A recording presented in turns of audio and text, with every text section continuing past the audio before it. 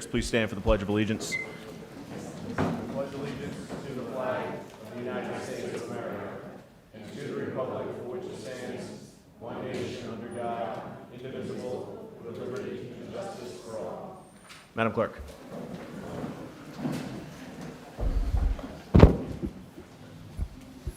Councilor Comito? Present. Councilor Janik? Present. Councilor DiMederos? Present. Councilor Edwards? Present. Councilor Paul? Present. Councilor Perry? Present. Councilor Burke is He's here. He's just about to take a phone call, so he'll be in momentarily. All right. First item on the agenda is the consent agenda. Would any members of the council like to remove any items from the consent agenda? Otherwise, I'd entertain a motion to approve the consent agenda as listed. Councilor DiMederos. Oh, yes. I'm sorry. My apologies. Councilor Perry did want to say something. And he has photo documentation in front of him. I do. Councilor Perry, take it away. Thank you. Some of us might know, but this week is reading week in our school system. And I had the privilege and an opportunity this morning to read in two schools, not just one. First, I went to the Pocasset school this morning at 11 o'clock, and I had the opportunity to read in Miss Simpson's first grade class. And it was quite the honor, and they presented me with this nice little award, a thank you for reading in their class. And this afternoon, I went over to the Ranger School, and I read to Mrs. Remmel's class. And again, at the end, they presented me with this nice little thank you for reading in her first grade class. So if you have the opportunity, it's all going on the whole week, take 20 minutes to a half hour and sign up for a class in our school system. It was the highlight of my day, and I think it's something that we all should try and do. Thank you. Thank you. And if anybody here would like to read, the superintendent is sitting front and center, so Yes. by all means, grab him before you leave. Make sure you get a quarry check, by the way. Mr. President, I would move to approve the consent agenda as stated. Second. Motion been made and seconded. Any further discussion? Hearing none. All those in favor? All right, none opposed. Now, without objection, I'd like to take items 8B and C out of order. So 8B is Tiverton Police Department Rec Commission discussion and possible vote to approve 2026 National Night Out Softball Tournament and Community Event at Bulgarmarsh Rec Area on Saturday, August 29th, 2026 from 11 to 7 p.m. Would you like to speak? If not, we can, it's your call. Just wanted to say thank you. I have to pick my daughter up to dance, so. No worries. All right. No, I mean, pretty much The same as it's always been. it's same format. Both might try to do a charity tournament for National Night Out. Try to get some other departments, fire departments, police departments, to do like kind of a all-day charity tournament. But outside of that, Yeah, if you wouldn't mind just grabbing the mic, sorry. All-day charity tournament. We're going to get some other departments to participate. that's what I'm looking at. Otherwise, if that falls through, then just the same format with the fire department and police department. It's real fun. You should all come. It really is. We cook up burgers and dogs for everybody, so it's a great way to kind of get out there and meet your public safety servants, your firefighters, your police officers. So I recommend going. And Councilor Comito is going to be cheering for the police department this year, I'm told. Yes, he's going to be in full check. Lieutenant, who won last year? It was the police It department. was the police, but the fire one the The year fire before. department won 2 years prior to that, so. Yeah. All right, wonderful. Any further questions on this item? If not, I'd like to entertain a motion to approve this event as listed. I'll make a motion to approve general business B and C as listed on the agenda. Second. All right, motion's been made and seconded for both B and C, which C is the Child Safety and Wellness Day at the Longplex on Saturday, June 6th from 11 a.m. to 3 p.m. Any further discussion? Hearing none, all those in favor? All right, congratulations. Go pick your daughter up. Thank you. Thank you. Have a great time, guys. All right, getting back to regular business, we have public comment. I have 3 individuals who have signed up. First one on the agenda here is Mr. Monahan regarding the banner policy. I think it's probably best if you let your comments out now, and then because it's not on for a public hearing, so I'd rather you have the opportunity to speak, sir, than not. Very good. Just name and address for the record, sir. Sure, Gary Monahan, 67 Tanglewood Drive. First, I want to make a comment as a taxpayer. I absolutely hate banners. I think they're terrible. I think they pollute the town. I don't like the little signs that are out in front of the stores. I don't like yard sale signs. I hate banners.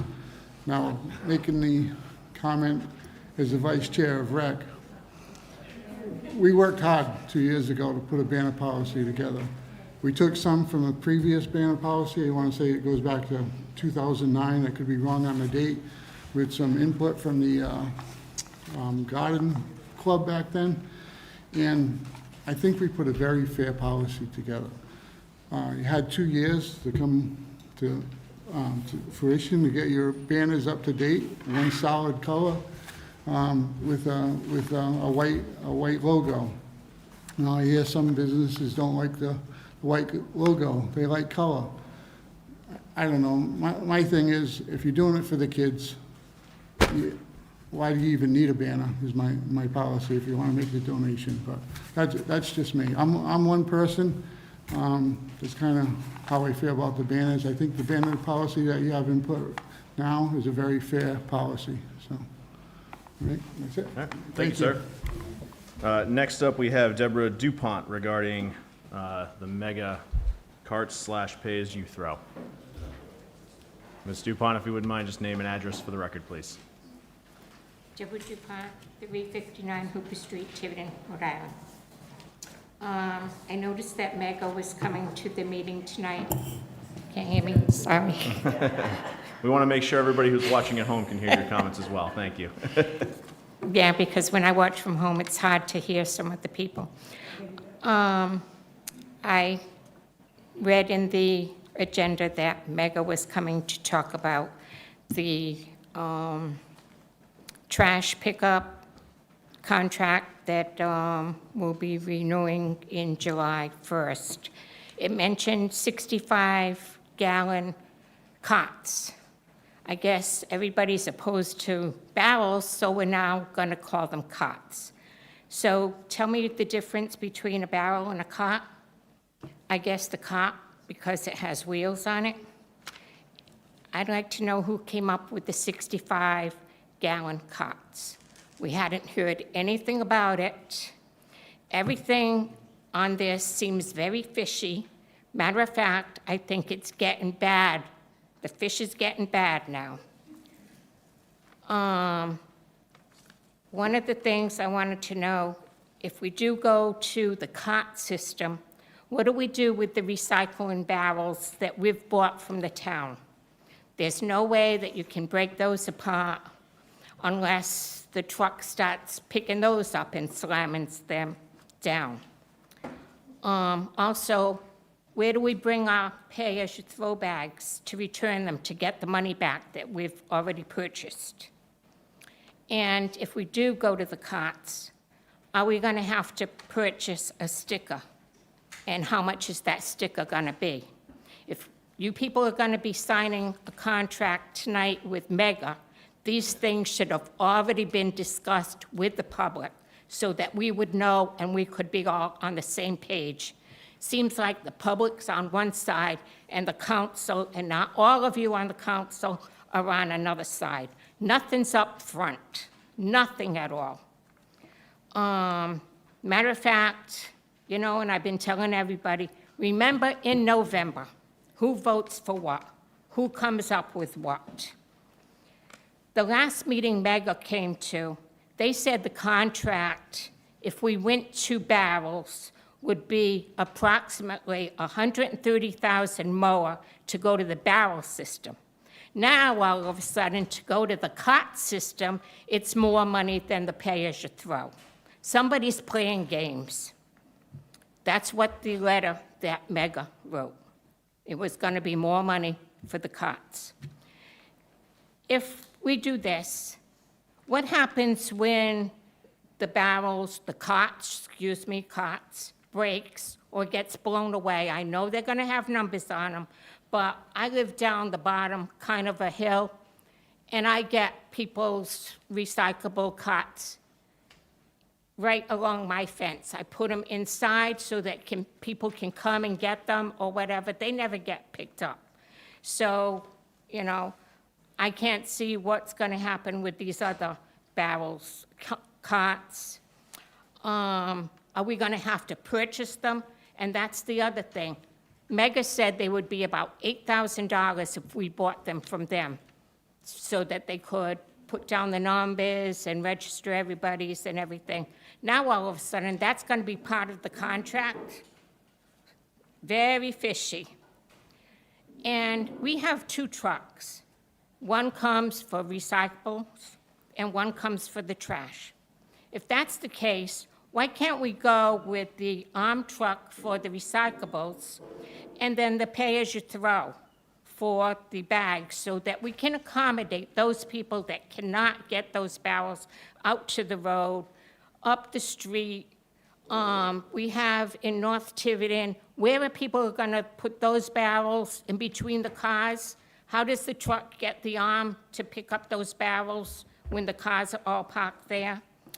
I think that's about it, but I think that, you know, we're not ready to go to a cart system yet. We should play it out for the year, go with the contract for the pay-as-you-throw. Even if we have to go up a little bit on the bags, go up a little bit on the bags. Get a hold of the bag company and make them adhere to the things that we did years ago. They had to be maroon, they had to be, and I'm not sure if it was 5 millimeters or whatever, however you measure the bags. They're getting to be too thin. They're not maroon when you're driving down the street. But that's because the town hasn't pushed back on them. I pushed back on them when it was COVID, and I was told by the bag company that it was because they couldn't get the supplies. Well, what's the reason now? Let's get pushed back on these people that we're signing contracts with, and we're not making them adhere to what's being done. I know another town has just signed with Mega for the carts, 95 gallons. They don't pay anything for their trash pickup. And they have trucks that come, and I forgot what it was, every so often to pick up couches or chairs or whatever at no cost. We don't even have that. We don't even have in town where we can even bring our own rubbish. And yet you're going to shove something down our throats that we have no control over. Let's stay with the pay-as-you-throw. That way there it promotes recyclables, because if you put it in your maroon bag, you're going to pay more. You're not paying for recyclables. That's all. Thank you. Thank you. And Ms. DuPont, I just want to let you know that I did jot down 7 questions here, so if they're not answered during the discussion, I'll make sure to ask them for you. Mrs. DaPonte. Mrs. DaPonte? DuPont. DuPont? Mrs. DuPont, if you stay until the end for 8J, you will see how transparent this council is. We are not forcing anything down anyone's throat. It is going to be as transparent as possible. It should have been a public meeting. You will see what's going to happen tonight if you stay till 8J. Thank God. Thank You you. will see. All right. Last individual is Mr. Moniz, talking about the 250th. He is our biggest cheerleader for this event. Mr. Moniz, take it away, sir. You know my name and you know my address, I assume. I Just can give it to name you. and address for the record, please. Peter Monis, 83 Captain Circle. Thank you, Tiverton. sir. It's time for that commercial again, 30 seconds. It's the semi-quincentennial commercial. And the event I'm promoting is flying the red, white, and blue, which is a flag or a banner or a bunting or even a pinwheel on your property or business to get the atmosphere or the spirit up for our country and display our flag. I want to congratulate the people on Fairwood. I see 1, 2, 3 houses in a row with flags, so we're moving. And I see more and more, so I hope everybody else join in by July 4th, which is about 60 days from now, to get going and get that spirit up in this town. I got an extra point to make is about the banner. I don't know what the detail is about it, but I do like to have a banner put up on the fence over here by Bulgarmarsh for that event not really, well, I guess it is advertising, to make aware of people that this event's coming up. Because there's many ways and many means to get the word out, and yet a lot of people do not know what's going on. A lot of people don't know about the 250th anniversary of the signing of the Declaration of Independence this year. So, again, I don't care for banners in the long term, or deteriorating banners on display, but the banner that I propose to put up will be up for a very short period of time. And same thing with the litter banner that's up once in a while. I think it's a purpose, that's a public service, so it should be, used and really balance one way or the other. Display it properly and remove it as soon as possible. Thank you. Thank you, sir. All right, next item on the agenda is appointments and resignations. We have 4 resignations to acknowledge. Richard Taylor from the Planning Board and Technical Review Committee, effective March 25th, 2026. Stephen Lopes from the Dog Park Committee, effective March 30th, 2026. Martin Vanhoff from the Open Space and Land Preservation Commission, effective March 23rd, 2026. And Robert Sodoma from the Cemetery Commission, effective April 15th, 2026. I'd like to entertain a motion to accept these resignations with regret. So moved. Motion been made and seconded. Any further discussion? Hearing none, all those in favor? Okay, next item on the agenda is Board of Canvassers, candidate to fill position for Tiverton Board of Canvassers, 6-year term ending March 1st, 2033. We have five names from the Tiverton Democratic Town Committee, 5 from the Republican Town Committee, and then we will also be voting on an alternate secondarily. Councilor Burke. Mr. President, I would like to nominate Paul Amaral for reappointment. Second. If I could just, correct me if I'm wrong, but I think it's the chair that has to make that nomination, You're correct? Thank you. Okay. You're correct. Thank you. So, given that this is an open seat, I would actually like to nominate Paul Amaral and Judy Jones, and then do a roll call vote by name. Oh, so you're going to do all? Yeah. So we'd start with Councilor Comito, and he would say either Paul Amaral, Judy Jones, and then so on and so forth. Because this Yeah, was but this is a totally different position. correct. This is for the open general seat. There were, because it's, all right, so Oh, so let me you're rephrase. I get what you're Yes. doing, but it wasn't clear. All right. All right, so this is under B, so I'll do them separately. I'll make a motion to nominate Paul Amaral. Do I have a second? Second. Okay, and then I'll make a motion to nominate Judy Jones. Do I have a second? Okay, hearing none, I guess we don't even have to do that then. All right, so all those in favor of Paul Amaral? None opposed. All right, Mr. Amaral continues on in that term. Now for the Board of Canvassers Republican alternate position, this is a 6-year term ending March 1st, 2033. This is the Republican alternate, so I will make a motion to nominate Judy Jones. I'll second that. Motion been made and seconded. Are all those in favor, I should say? Okay. And Madam Clerk will let them know the outcome of the vote. Okay, thank I you. think they're here. All right, oh, I saw Paul. all right. They're here.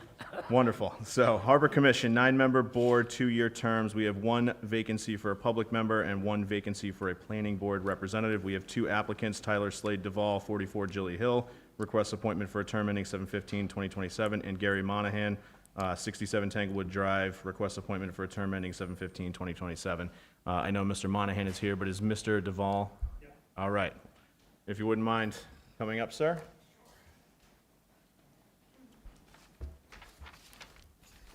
I saw this online, so I posted up for it. So, oh, sorry. Yeah, you've got a little bit of a height difference over this. So, long-term Rhode Islander, long-term boater, living in Tiverton, figured it was a good opportunity to kind of commit. Wonderful. Any Bring it. questions from the council? Councilor Burke. Just, can you give us a sense of what you think you would bring to the table? The knowledge that I have of being in the area and being on the water for the past 40-some-odd years, I kind of absorbed quite a bit, so. And what are you familiar with in terms of the role of the Harbor Commission? So that I'm not fully apprised of, but I could probably pick it up pretty quick. I mean, I know the rules of the road, what we do with the moorings and waterfront, so from that harbor perspective, I can pretty much tee up. Okay, any other questions from the council? Councilor Janik? And I did read in here, you were interested in helping to advance business on the waterfront. Yep. Do you have any ideas? I mean, and this is... I do have ideas, but it has to do with private businesses, so we can probably do that offline before a public forum. Okay. But bringing Because- more into the town would be better. We absolutely would love to see more business there.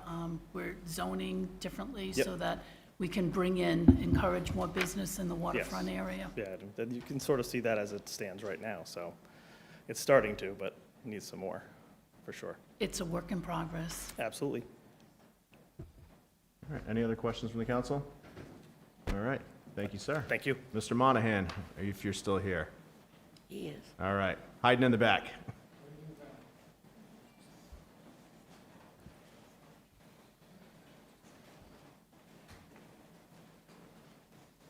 All right, sir. Not that tall. Gary Monahan, 67 Tanglewood Drive. All right, if you wouldn't mind, tell us a little bit about why you're interested in the Harbor Commission. Well, again, I think our waterfront is underutilized. I think it has a lot of potential. Being on the rec and with the beaches, I think the two would tie in well together. I think I'd be a good liaison between the two commissions. I'd like to see them work together. I too, ex-Navy quartermaster, spent a lot of time on the water. I don't know, maybe I could help with plotting the, the moorings. Yeah, I just think I have a lot to offer, so. Okay, Councilor Burke, I don't know if you want to ask the same question, just for continuity. Yeah, so what do you see yourself bringing to the table? Well, again, the, coming from, again, rec, and the liaison from the beaches to the waterfront, I think there's a lot that we could work together and bring some good ideas. Yeah, I mean, also, very, very familiar with the waterways here in Tiverton. Spent years and years growing up here in Tiverton, been on a boat since I was 16, so, yeah. And what do you see as the role of, what do you understand as the role of the Harbor Commission? Well, not only just the enforcement of the waterways, they also do, plotting of the moorings. They also, keep in consideration the conservation of the land around the waters, so, Thank you. Any other questions from the council? All right, thank you, sir. Great, thank you. As is the council's policy, we will appoint at the next meeting. All right, next up, we have Open Space and Land Preservation Commission. This is a 9-member board, 3-year term. There are 4 vacancies. We have 3 applicants. Jonathan Miguel Clinker requests appointment for term ending 4/15/2029. John Neary, same, requests reappointment for term ending 4/15/2029. And Jean-Paul Forcier requests reappointment for term ending 4/15/2029. Is Mr. Clinker present? No, I don't see him. These are all reappointments. All right. Oh, sorry, I read it as appointment. All right, since these are all reappointments, Motion to waive our policy? they're actually, well, are for, Oh, for these we don't. So Yes, motion for- to approve all 3 of these okay. for the terms identified? Do we have a second? Second. Motion been made and seconded. Any further discussion? I would only comment, did we get a recommendation from the chair, or, I know that that's something that they're supposed to be doing, but They usually do. we also didn't hear the opposite too, so. These are reappointments, so he probably Yeah, just yeah, figures. yeah. They also have a new chair, Yeah. so she's probably not, well, co-chairs, one just kind of, no, yeah, Brian No worries. and, I can't remember her name now. Okay. So, any further discussion? Hearing none. All those in favor? Okay, next item on the agenda is the Rec Commission. We have a 7-member board, 3-year terms. There are 2 vacancies. We only have 2 applicants. These are both reappointments. Caitlin Monast requests reappointment for term ending 4/15/2029, and Ed Sevigny requests reappointment for term ending 4/15/2029. Councilor Move Davis. approval? Well, David, did you want to say something, or? I will, well, if we want to go in order, I would move approval for Caitlin. However, under Mr. Seveny, and this has absolutely nothing to do with Mr. Seveny at all, I consider him a friend, he's a great guy. However, I have been notified by a few people that there's a charter question here. Our charter says that for our committees and commissions, they can't be an elected official or employee of the town. and Mr. 70 works for the police department. Okay, so we have a motion to appoint Caitlin Modis. Any second? That's true, you can be on a volunteer. Yes, He's paid. yes, he's paid. The Yes, yeah. Yes. On the volunteer committee. No paid employee can be on a committee or commission. How did we get him It was overlooked. It was overlooked, I think. It was brought up to us recently, and it is true.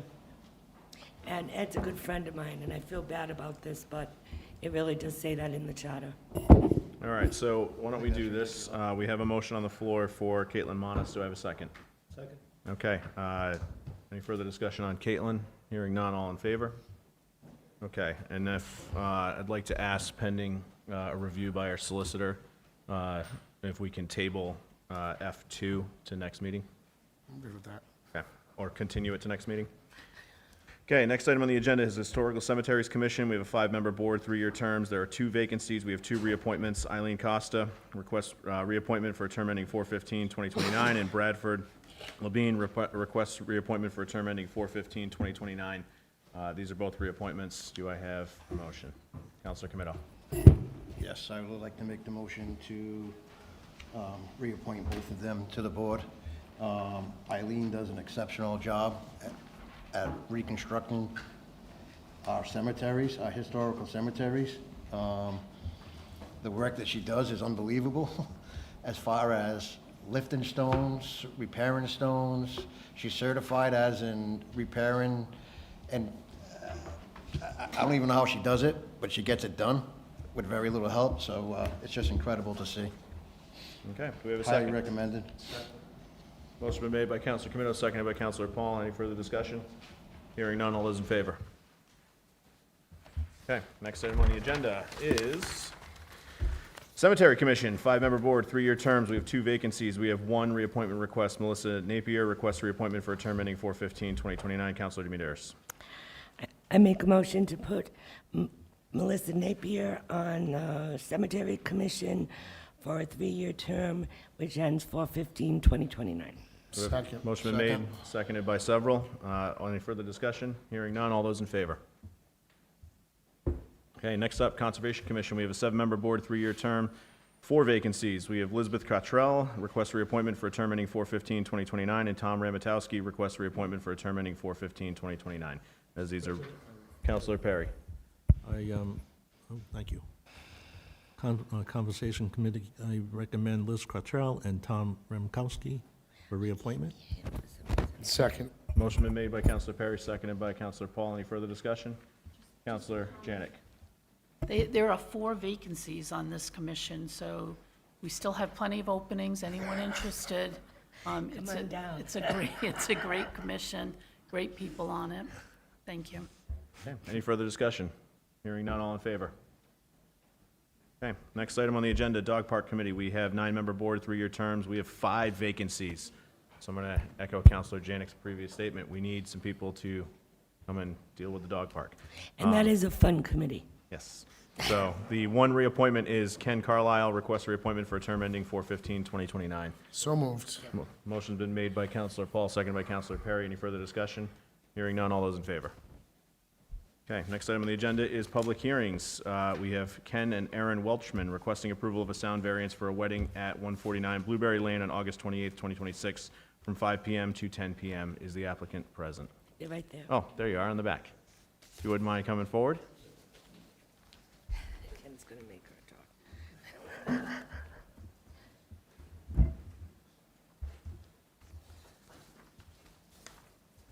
Erin Welchman, 149 Blueberry Lane. Kenneth Welchman, 149 Blueberry Lane. Wonderful. If you wouldn't mind, just give us a quick overview for the public, and then we'll have to open up the public hearing and see if there's any Sure. opposition. We're working with Pronzi Tent Company and Blackstone Catering, and a same-day coordinator. I'm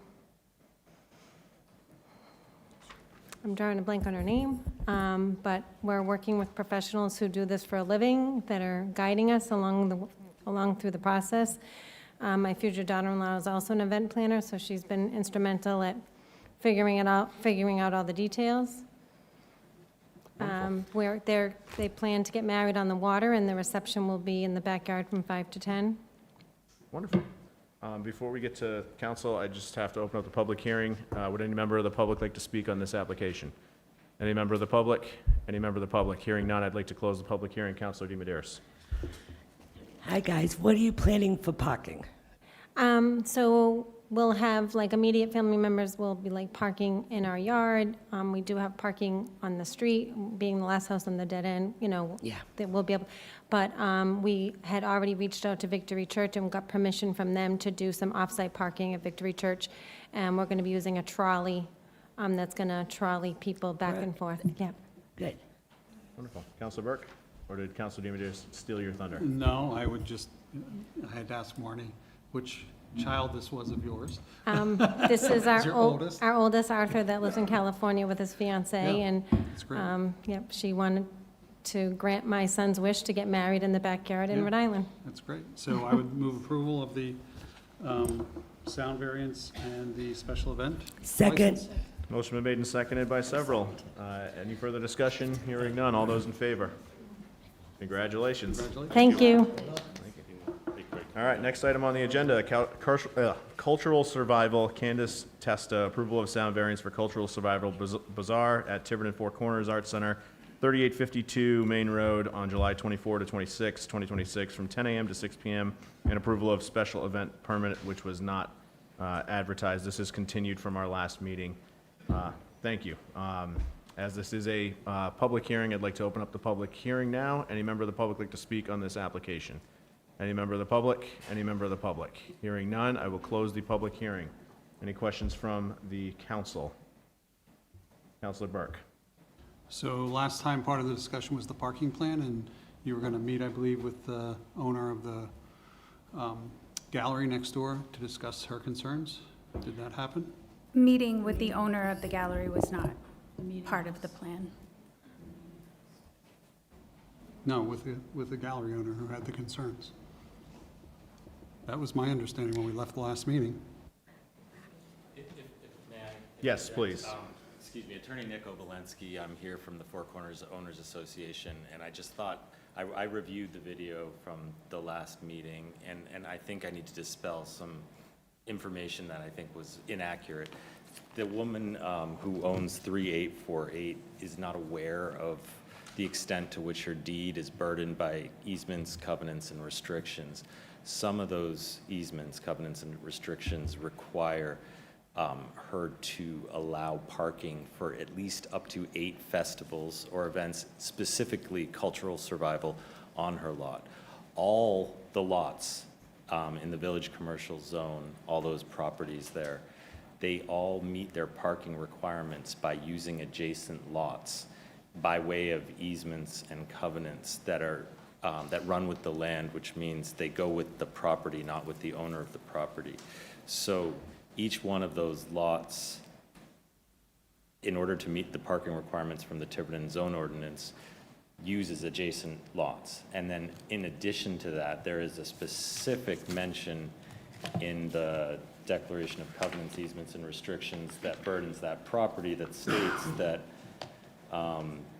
the owners of parcels at 28 East Road and 3852 Main Road shall be entitled to have, among other things, not more than 8 festivals, such as Cultural Survival and the Antiques Festival, which may involve the use of parking spaces in lawn areas on other parcels, provided that they have written notice that the festival people pay for all cleanup after any such festivals and indemnify the owners for all damages and injuries. Additionally, they are all required to have liability insurance on their properties. I know that was another issue that came up at the last meeting, so I don't think that property owner has legitimate concerns. Yeah, thank you. And I think that is helpful, and I know at the last meeting you had mentioned that you were going to place signage to keep parking areas clear, and then also have your own sort of waste receptacles and all that sort of thing. Yes, I was asked to come back with a plan on 3 things: parking, trash, and restrooms. So for parking, parking will be made available at 3852 Main. We'll have 4 on-site handicap parking spaces. Overflow parking will be at Hollins Field, which is at 3949 Main. We'll ensure to remind all our vendors and staff about specific parking that is designated for them specifically. We've requested a police detail and a vehicle for all 3 days of the event from 10 to 6. I've also contacted the Tiverton Police, and I'll continue conversations with them about how to rope off a walking area from the field to the venue. We will increase the amount of parking signage directing people to Hollins Field and explore the possibility of having a cart to transport people to and from the field. And I heard Brian Martins is going to help me with that. Thank you so very much. In regards, anything else about parking? Unless the rest of the council has any questions? No? In regards to trash, and we took care of all of our trash last year, but I know that came up as a concern. So we'll still have a receptacle large enough to contain all the trash that's generated. We'll make sure that all of our vendors are asked to dispose of their own waste, and we'll have a trash removal company come and remove anything that's left behind. And about restrooms, we'll have 5 regular restrooms, 1 ADA specific restroom, and 2 hand washing stations that will be serviced on Saturday. And I mention that because there was a complaint that people were using their restroom. Councilor Burke, any follow-up concerns? All right. I notice you do want to speak. Just only because I was referenced by this. Yes, so even though I closed the public hearing, by all means, please come up.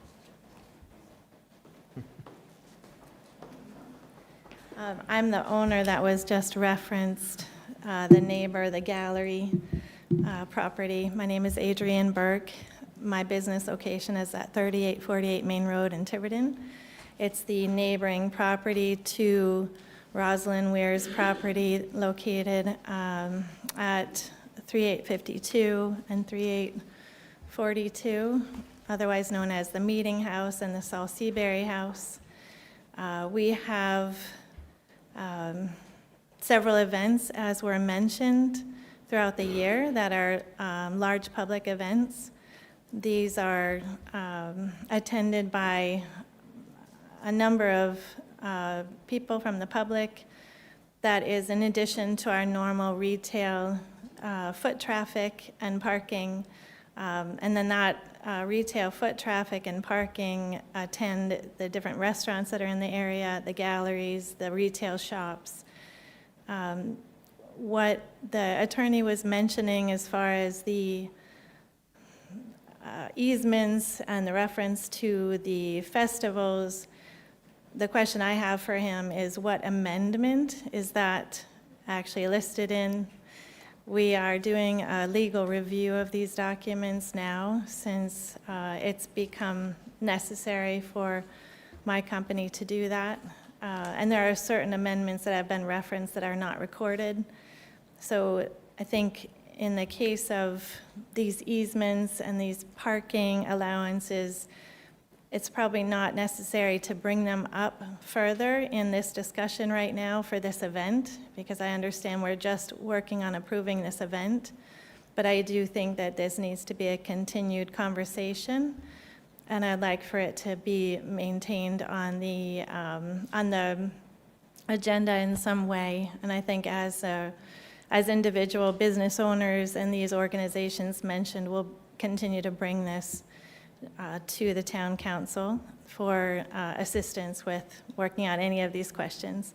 In regards to this event particularly, is there a map or have they submitted anything that would identify where all of these things are going to be positioned physically on a map?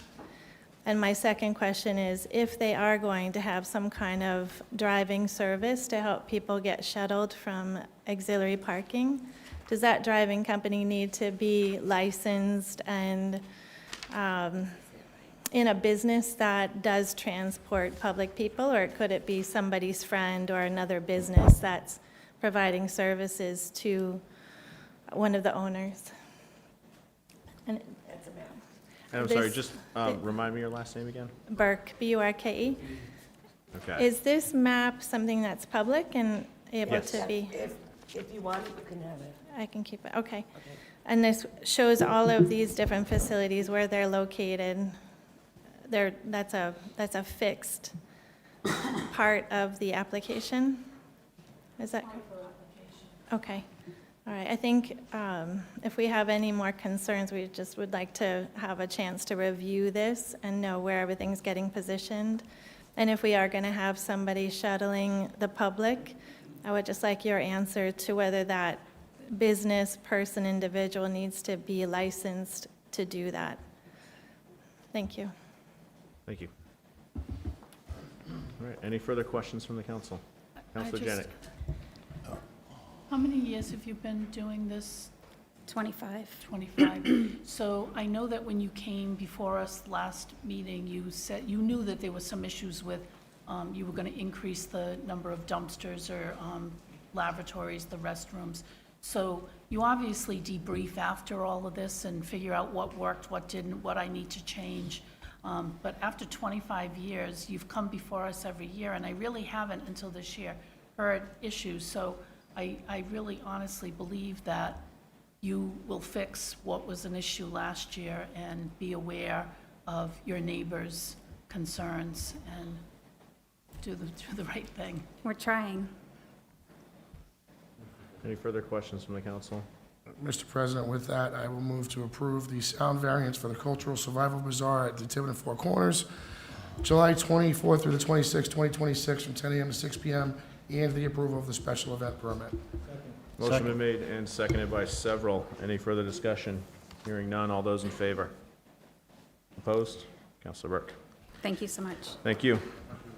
All right, next item on the agenda is approval of the proposed amendment to the Tiverton Code of Ordinances, Chapter 2, Article 5, Finance, Division 4, Sections 2-130, 2-131, and 2-133 regarding school capital revolving fund ordinance to address the Tiverton school deficit. As this is a public hearing, I'd like to open up the public hearing. Would any members of the public like to speak on this agenda item? Should we just mention the change here? Yes, So I will that mention the that. public knows. So this proposed ordinance change would allow the town or the town of Tiverton to effectively reclaim the dollars that we spent already covering the school's deficit from the prior fiscal year, utilizing the restricted capital account, which is funded entirely by the reimbursements from the Rhode Island Department of Education. And this is in an effort to eliminate that debt entirely, make the town of Tiverton whole, and make sure that we're moving forward with the school department in a happy, good working manner. So with that being said, any members of the public like to speak on this item? Any members of the public? Any members of the public? By all means, Madam Chair. For 3 minutes. Diane Farnworth, 95 Pocasset Avenue, speaking as a member of the public this evening. I just wanted to recognize that the school department and the town has met on several occasions to discuss this. I think we had a very good collaborative planning. I'm very happy that we've come to this resolution, and I'm also even happier that we're in the black, which I can't say is the same for several school districts. So again, I thank you all this evening for working with us on this. Thank you. All right, any other members of the public? Hearing none, I'd like to close the public hearing. Do I have a motion from the council or a comment? Councilor Burke. Question. I thought, and I could be wrong, and it's not explicit in here, but it's certainly intended, that there was going to be a sunset clause to this. Correct. So am I missing that? I know it's after all this is done, but there's nothing that says that this shall be removed unless I missed it. So it's, I think, the way that the solicitor had drafted it, and our stand-in solicitor can verify for us. The way the solicitor had drafted it is that it is expressly to cover this specific deficit, so once this deficit is covered, it effectively is sunset. It only applies to fiscal year 2025. Yeah. Yeah. No, I understand that. I just expect language that would just remove that section. I think we'd probably just go back and cut it out later. Okay. Move approval. All right, motion been made. Do I have a second? Second. Seconded by Councilor Perry. Any further discussion? Hearing none, all those in favor? Okay. Next item on the agenda is approval of the proposed amendment to the Tiverton Code of Ordinances, Articles of Appendix A zoning ordinance, Article 4, District Use Regulations, revising Section 9F, Veterinary Office or Animal Hospital to allow by right in the waterfront W2 zoning district, and Article 6, Other District Regulations, adding a performance standard in Article 6, Section 10H for Veterinary Office or Animal Hospital. This was done because the individual who applied and tried to purchase this property. Oh, she's here? Okay. Zoned out. She tried to purchase this property and then suddenly realized that we had changed the zoning use districts from general commercial to waterfront 2, which explicitly disallowed her business from existing. So this being a public hearing, would any member of the public like to speak on this agenda item? Any member of the public? Any member of the public? All right, I'd like to close the public hearing. Any questions from the council, or do I have a motion to approve? I'll make a motion to approve the ordinance change as written. Councilor Janik. Just a comment. She actually did purchase the property, was told that the zoning was okay for her business, purchased it, and then when she went to apply for paperwork bits and whatnot, learned that the zoning had been changed. So it does fit in with the area. Do I have a second? Second. Seconded by Councilor DiMederos. Any further discussion? All right, hearing none. All those in favor? Okay, next item on the agenda, Tiverton Little League Board President Mike DeCotis requesting reconsideration of the banner policy. Mr. DeCotis is in the back. And he brought the bloody banners again. I've looked at these banners 16 times. What? Thank you, sir. You made it.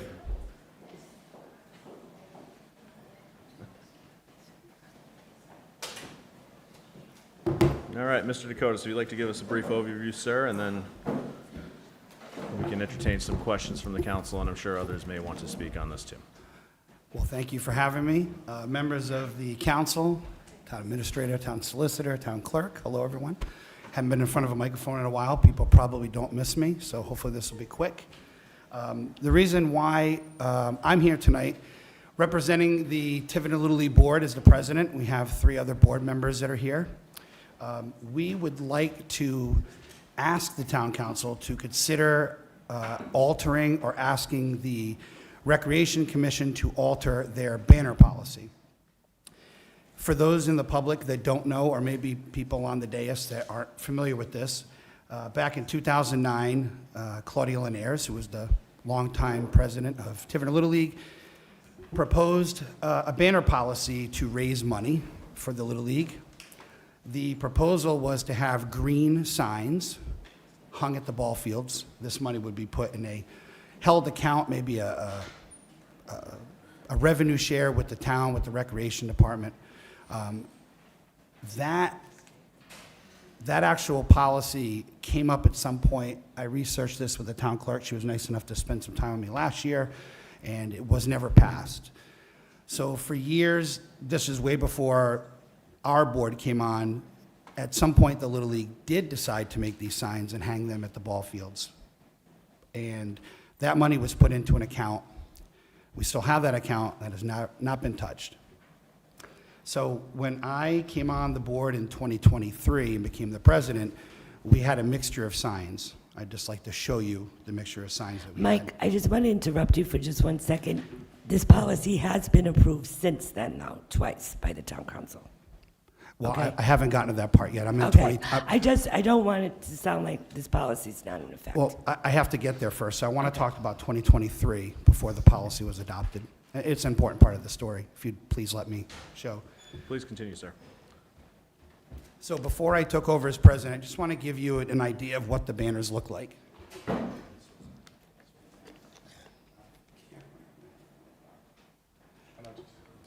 Yes. Tiverton sand, not Tiverton materials, okay? So I'm not lying, this was made long before I got here. And then in 2022, 2023, before there was a policy, what we did before there was a policy, most of our banners, we kept the green outline and we just took whatever the business gave us and we wanted to keep it uniform. So this is an example.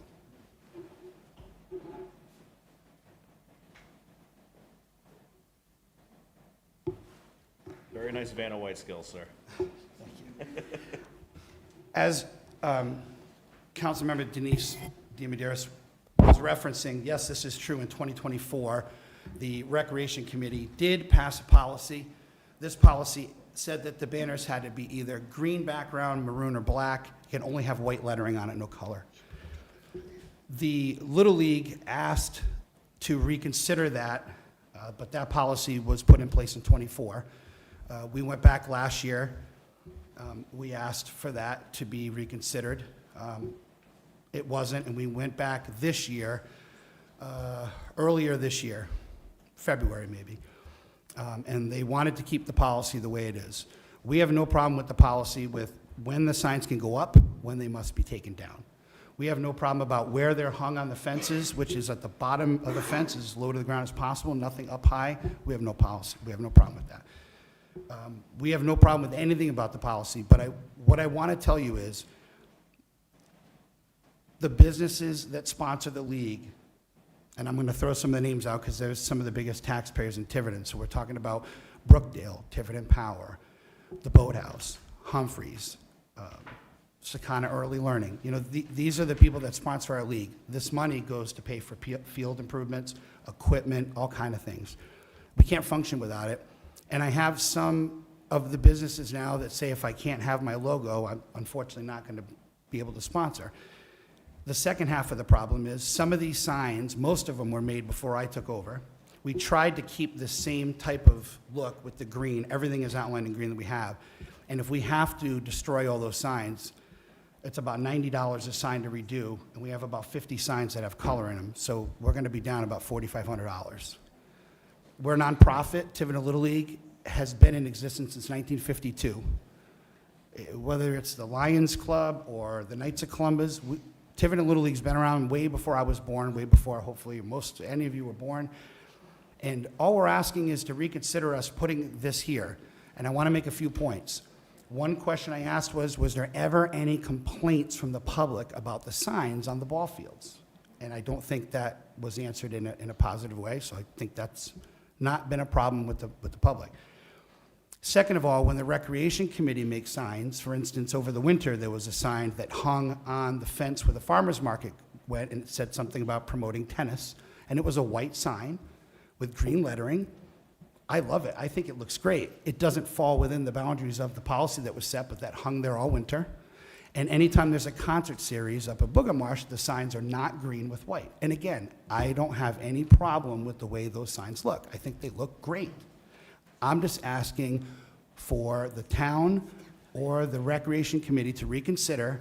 I don't think this is something that's distasteful. I think the businesses that give us this money want to give it to help the kids in the league, and I don't want to be in a almost $5,000 hole making new ones, and I just don't see the point of not letting a logo be on the signs. As long as we make sure that everything else in that policy is stood by, which we will. So that is my statement. And questions, please. Questions from the council. Councilor DiMederos. Mike, the concert signs are temporary signs. They go up the day of and come down. That does not fall under this policy. As far as... No, they're not. They stay up all season. No, it's ones that don't... Craig, just let me talk and then you can argue. It's the ones that stay up for a long period of time, that fall down or whatever happens to them. The ones for the concerts go up and they come right back down that night. And I can say that because I'm one of the ones that take them down. And some of the ones like for the parade, those events, those are temporary. They go up, they come down. That does not fall under this policy if you read the policy. The businesses who are complaining, who are telling you that they're not going to give you any money, shame on them. They still have their sign up, they still have their logo there, and they're doing it for the kids. And I don't know who they are. I don't even know if they exist. But if they do, they're still advertising. They're still advertising. And they're doing this for the children. So I do have a little bit of a problem for that. And I do understand, because I'm the recreation liaison, they gave you 2 years to comply to this. So they told you, when we approved it, you have 2 years to get everybody in compliance. Is that true? We already had 50 signs made the way they were, but the answer to you is yes. Okay. But that could have been done earlier, would have saved the league a lot of money if it was a couple years before. That included when Mr. Paul was the president of the league, and before him. This is something that's going on a long time. I didn't make signs, it's not my idea. I didn't create most of them. Again, 2023 is when I come on. Listen, I agree with you. So what I will say, I would never say shame on a business in Tiverton, never. Well, only if they refuse to contribute. The businesses in Tiverton make our town what we are, okay? They contribute to the tax base here. I'm just trying to make a point that they would rather see their logo so that people would be proud to see who it is. Oh, look, Humphreys gives, or this business gives. Newport, Middletown, Portsmouth, Bristol, Westport, none of them have anything like this. I've gone to all the little leagues. I can have letters sent to the council if this is something that you'd like to continue down the road. But no one has a policy about the colors. And in the town of Tiverton, I don't even think there is such a policy. I drove by the Tiverton sign shop on Stafford. He's got swinging signs in his window. I mean, it's like a parade outside. Who is that offending? We're a little league asking for money from our businesses, and we're asking for the logo. That's all we want is the logo. If their logo is blue and white, or it's green, yellow, and it's just a logo of a local business that we all know. I'm just going to say, please don't twist my words. I support all the businesses here in town. I'm just saying that this money goes for the children. So they still have their name up there. They actually have a lot of kudos for supporting, and it's right there on that fence, regardless if it's green or blue or yellow or red. Councilor Comito. Wait, oops, Councilor Comito, then Councilor Perry. that's fine. Want me to go? You can go, Dave. It's up to you. I just got a couple of short ones. Mike, you said it's a $90 buy-in, right? No, it cost about $90 to make a To sign make the from sign. Paul's Press. Is that a one-time shot? It is. All right, so they don't give you $90 a year to have this sign up? No, they give so for a sign to put up for a year, they Right. donate $350 to the league. Oh, to keep the sign up? That is correct for the season. Okay. But once we make the sign, we don't have to keep paying for it every Okay, year. all right, because Just the I first know time. nothing about this at all. Now, as a ball player, these little kids that play, I played ball 68 years ago. Probably didn't even have a fence, I can't remember, leave mind the sign. But those different colors, is that a distraction to the kids? Well, we face them on the outside, Council All Perry. right, so they're looking the other way. They're not facing the inside. And at So, so what are they seeing? They're seeing green and what? they just see the back of it, so it would be They just be see green. just It would be green. All green? That's Okay. correct. Oh, beautiful, okay, that's all my questions. Councilor Comito. Yeah, so, looking at these pictures here, I see multiple banners up here with color in them. So, I really don't see this being a big deal as far as a company having a logo. I take total offense to the comments of a company not giving money because of, it supports the kids. Part of, as a company, and I am one who tried to donate to the Little League, I was gonna give them $550 for Comito Electric, and I was told that I can't have my logo. Now, part of my logo is branding, right? So my branding and my logo is when you drive down the street and you see my logo, it catches your eye, and you're like, wow, I'm gonna call that company. Sometimes it's not just a number, it's what catches your eye. And to be lined on a fence with everybody in green and white, you're not catching anybody's eye. So it's part of branding, and it's part of your company, and it's part of advertising. Supporting Little League, you're right, it is for the kids. But it's the businesses also doing it to get something out of it, right? They want to donate and give to the kids. So I take total offense on what you're saying, Denise. I've given more back to the school system as far as donating tennis court lights, PA systems, power for baseball fields, for batting cages. So to say that shame on the business, that's the wrong statement to make. Sorry. I don't see it being a real issue with having somebody's banner and logo. I travel the country. My daughter plays competitive soccer, as a lot of everybody knows. And I go to all these beautiful stadiums, and there's sponsorships everywhere. So I don't see this being a big deal. My honest opinion about all this, I'm gonna be frank, this seems like this is a pissing contest on who wants signs up and who doesn't want signs, and where the money goes, and I think it's baloney. I personally think you should have a company's logo if they're gonna give money to sponsor a team or whatever. Just my 2 cents. Any other So we'll questions? see where the vote goes. Any other questions from the council? Councilor Janik. So I do remember Claudia Linnaeus, during that time, and she did not want signs. She didn't like the look of them. She resisted it for a lot of years, and then we got to a point where we did want signs. So I guess my question is, why did the committee decide that they wanted that uniform color? Did they want uniformity? I know that a lot of those banners were made prior to the policy coming out, so there was like a grandfather clause, as of a certain time. We did revisit this, I believe, in January of 2025. We did revisit this, so I don't know if there's any info that we could get on why it was determined that it was those colors, if it was just to keep it uniform. So I know there are members from the rec committee here, they might be able to answer better than me, but from the discussions that I sat in on, which I think they could agree, it was to keep the uniformity of the color. The garden club was brought up a lot from back in the day, wanted to keep it green, especially at Town Farm, very scenic, right? Again, we don't have a problem with that, right? That's why you see everything's green to match. So I think the uniformity is the biggest part of that. And also, if I could just say one thing, Councilor DiMederos did make one point. A few years ago, we left the signs up a little bit too late in the season, into early December, and the winds came and they ripped the corners and they ripped the zip ties, and a couple of them were hanging off the fence. So we went and took them down. This past year, we finished the year on November 3rd, whatever the first Saturday in November was, and literally as the kids were playing their last game at Town Farm, we took them down as they were playing. They were put away.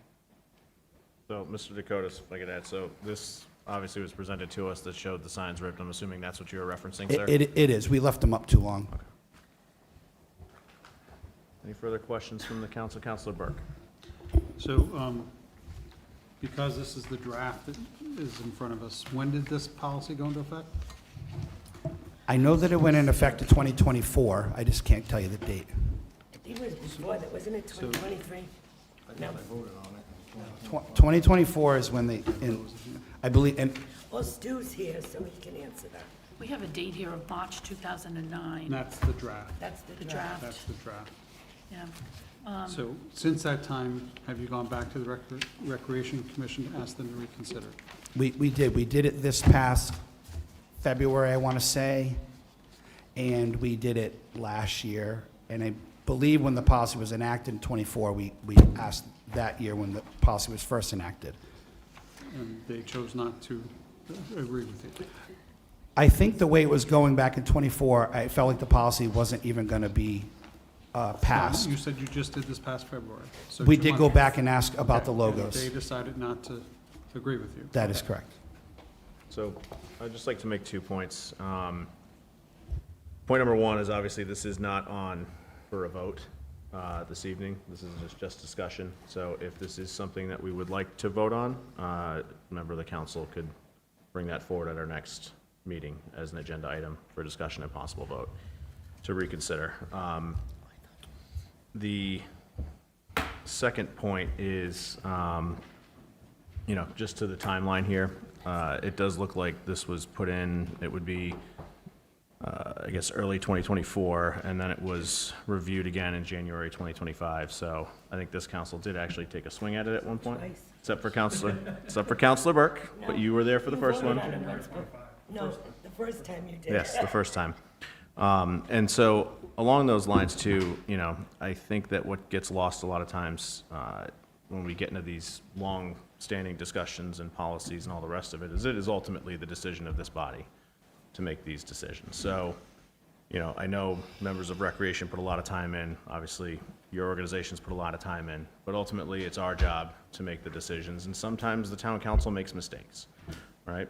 Solid example of that would be the original solar ordinance, right? That came forward, we were all happy to get it out. Town council voted, and then all of a sudden, unintended consequences happened. So, you know, just because something's been done and worked on for a long time doesn't mean it necessarily needs to be set in stone.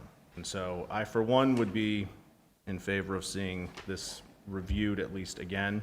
You know, knowing that we apparently as a body voted on this earlier this year, it might have even been something that slipped through on the consent agenda perhaps, but I don't remember a very detailed discussion on it. And reviewing the policy again, you know, there's certainly some opportunities, I think, for updates. Council President, may I add something to that, please? Yes, sir. Thank you. I want the council to know also, this is my last year as president. I'm sure, you know, as I kind of pull back from everything I'm doing in town, this won't be my fight going forward. I did go to my board and ask them, do you want to come back at this next year when I'm not here? So if it's personal or anything like that, and unanimously, we have a 15-person board, they asked me to do this. This isn't me being here on my own volition. I do have some board members here. If you're a Tiverton Little League board member, could you please raise your hand? So they asked me to do this. This is not personal. The rec committee works their tail off to do what they do. I was on the budget committee. I get it. I've served. I don't want it to be personal. I want to give this back to the Little League before I leave. And I just feel like the businesses, what Councilor Camino said, they want to see their logo. They're proud that they give to Little League. And that's it. That's why I'm here. No other reason. Thank you, sir. Councilor Burke. Two things. One, I can't find anywhere the actual policy is written. What we have is a draft from 2009. If you can direct me to where it is on the website, I have been looking.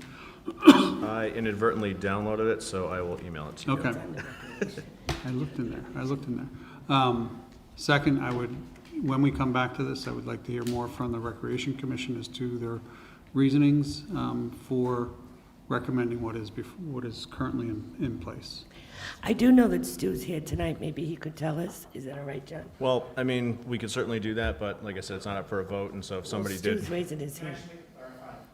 Yes, Yeah. Mr. Gilfillan, if you wouldn't mind.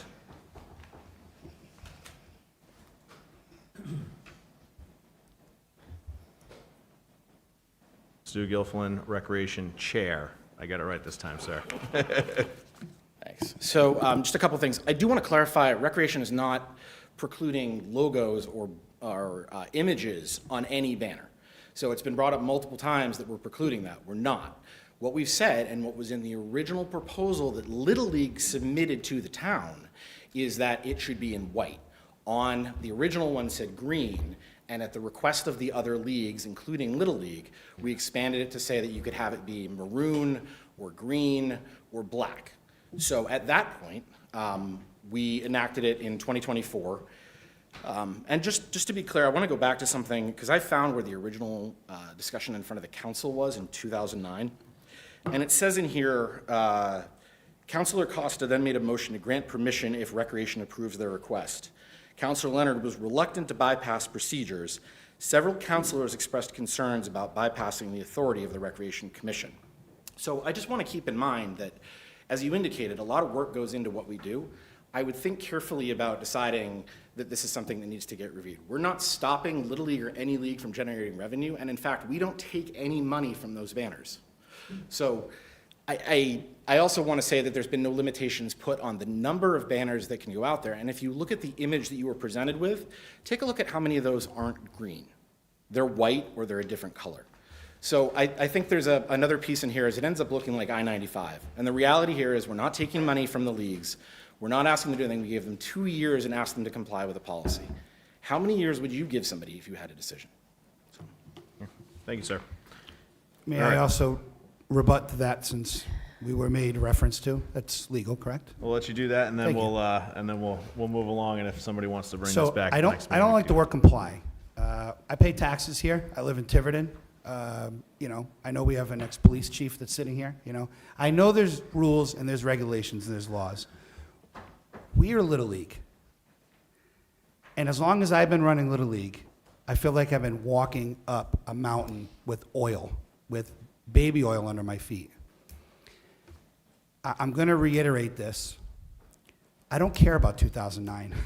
None of us were here, whether it's the rec committee members, the Little League members.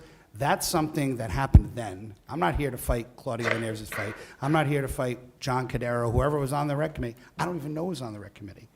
What I could tell you is, when I went to Paul's press and I asked Paul, who I think we can all agree knows everything about signs and printing, he won't touch anything to alter a logo. So I think the chair is correct.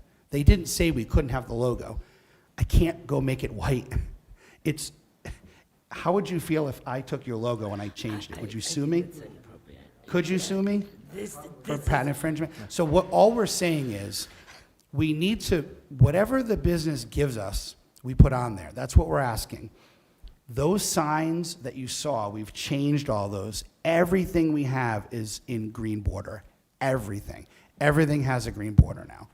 I'm sure the signs that you were presented with were 2 years ago, not last year. If you'd like, I will go to the Facebook page. I will show you every sign hung at the fields last year and the color, because that, what you have, is misrepresented. That's from 2 years ago. I need to just clarify that. Thank you. Okay, thank you, sir. All right. As discussed, yes, Councilor Paul. I just want to make it clear that my silence is not, I do have a lot to say, but considering this isn't up for a vote tonight. Correct. I'll save it for that time, just to not belittle this, not belabor this. I'd like to say one more thing. I'd like to thank the Recreation Committee. I go to their meetings, I see how hard they work at every event. This is nothing against them. They made a decision, and now it's our decision whether we want to change it. But there's a lot of committees and commissions that work very, very hard. They create policies and they give us a recommendation, and I always look at that as a positive thing because they do a lot of the work that we could do, but they do it for us. So I would like to say that this has nothing to do with the recreation. And I hope I made that clear on camera, that we appreciate them. We have no problem with the rec committee. They give their time. They're not getting paid for it. What I will say is we can also thank Little League, right? Denise, all the people that came before us, all the time that those parents and volunteers put in. I feel like it should be part of someone's DNA to be part of a recreation thing or a PTO or anything. And, part of this whole story will go back to, we don't ask the town for money every year. I think in the last 4 years, Tiverton Little League has basically paid for everything we need to do, from field maintenance to rehab. I'll give you one last quick story. My wife, which many of you know, Mary Ann, was struck in the face 3 years ago at Bulgarmarsh by a ball that was overthrown. I went back to the rec committee and I asked them to please put up proper 8-foot fences so that didn't happen to somebody. That was 3 years ago. That has not happened. And I ask you as a board. Yeah, we're changing. Yeah. I'm just trying to say that we went to Town Farm last year with the money from the banners, and this does where it comes in, and we spent about $40,000, and we improved everything. We did everything safety-wise. We raised the fences to 8. We put gates on the dugout with the money that comes from that. We didn't ask the town for 1 penny. So that's where the signs are important for us. We have to have them because we're not asking the town and the taxpayers to put that money in. Okay, thank you, sir. Thank you. All right. Are you saying that you guys raised well over $40,000 with green and white signs? With grants and signs, yes. Green and white signs? With grants and whatever signs we have. Green and white signs? Because when I was Little League president, that account had over $50,000 in it from green and white signs. That's not true. I think you should probably. Okay. Green and white signs. Yeah, but Dave, if I could be fair, Yeah. Mr. We've, DeCotis. that account was never $50,000. We gotta- You're we- definitely, Yeah. that is not right. The solicitor's telling me we're getting off topic, so we Okay, get to leave it and I there. agree. Thank you, sir. I agree. Thank you for your time. Thank you. And we won't hang any signs until we hear from you. Okay. Thank you very much, Thank you sir. very much, everyone. Appreciate your time. All right, next item on the agenda, DPW Director Silvia, discussion and possible vote to approve Resolution 2026-0011 appropriating $175,000 to fund playground renovations for Pocasset Field and Hooper Park, and $9,800 to fund Police Department flooring additional costs from Casino Revenue Account Fund 650. Mr. Administrator, would you like to take the lead here, sir. Thank you, Mr. President, members of the council. This was based on, this is just approval of the resolutions as prepared by the solicitor based on your vote during your last meeting to authorize these funds. Okay, any questions from the council, or do we have a motion to approve? So Counselor? funds for the police department, not coming from the public works, correct? That's correct. It It's is all- correct. As part of your backup, Counselor, it's, Yeah, I read that, but it's just kind of worded. it's all coming out of gaming. Thank you. Yes. Second. Just to note, to be consistent, Yes. I will be voting against this because I still believe we need to have a full casino revenue discussion before we add any more costs. Yes, and I would add too that I think what came out of that discussion at the last meeting was that we should probably do these, revisit the ordinance, but given the fact that the intention was to go to quarterly. I don't think the ordinance prohibits us from having it a second meeting on the current dollars. It prohibits us from using the money we're pulling in this year, but not I'm what's sorry, already sitting then there. it was the policy. It is a written document somewhere that we're to have an annual meeting as opposed to more Right. frequently, yes. But I don't think it prohibits us from, if we don't spend all the money in one meeting. So we had, I don't know, $5 million last fall. We appropriated $3 million, let's say. Mhm. That left $2 million. And I'm making these numbers up, just to be clear. They're accurate. Thank you. Yes. So that left $2 million. There's nothing that prohibits us from saying, okay, we're gonna have another meeting in March for that $2 million and whatever grants and the like that came in to reallocate. It does prohibit us from saying, okay, for this fiscal year, we've gotten $1 million of casino money. Yes, and we're not spending Right. this year's appropriations, just Right. the prior year appropriations. So I was just merely mentioning that I think it was the general consensus from the council that quarterly would probably have been better than a one-time annual meeting. So hence, here we are at the beginning of the quarter. And that's why we have the schools here. So anyways, we have a motion to approve. Did I have a second on that? Okay. Motion been made. It was Councilor Paul, you made the motion? I don't know who made the motion. I heard a second. That's what you said, was you? Who made the actual motion? Nobody. Counselor Perry, seconded by Counselor Comito. All right. Everybody they seconded nothing. Any further discussion? Hearing none, all those in favor? Counselor Burke is opposed. Okay, next item on the agenda is Recreation Commission discussion and possible vote to advertise for public hearing regarding 2026 summer camp fees. Chair Gilfillan, that's 2 in a row I haven't called you director, sir. Hello there. I don't know if you have the. We did. Okay. Late backup, it was on the table in front of Gotcha. us. So essentially, costs are going up in a number of different areas, not only minimum wage, the cost of buses for the field trips we included went up dramatically. If you look at, and I tried to do a breakdown on like what the cost per hour is and per day for what we're proposing with a increase for residents would still be $2.67 an hour. And the other thing that I want to point out is that we as a Recreation Commission have a policy that we don't turn away kids on a need-based assessment. So as long as there's space in our camp, we're going to make sure we have a spot for kids. So one will not necessarily impact the other, but we're just trying to keep up a little bit. In reality, if we were trying to get closer to a break-even point, we probably would ask for more, but we want to see if we can make it up with some local fundraising, grants, and other things. So we'll put that on us. Thank you, sir. All right, do we have a motion to approve? And then So moved. motion by Counselor DiMadeira, seconded by Counselor Paul. Any questions from the council or discussion? Counselor This Janney? is just to advertise. Just to advertise. Right, yeah. Counselor Perry? Stu, do we have last year's numbers? Yeah, I can bring them for you for the next time. I didn't bring the backup on that part. but- Thank you. Okay. All right, motion been made and seconded. Any further discussion? Hearing none, all those in favor? All right, so we're going to advertise for public hearing 3 weeks? Yeah.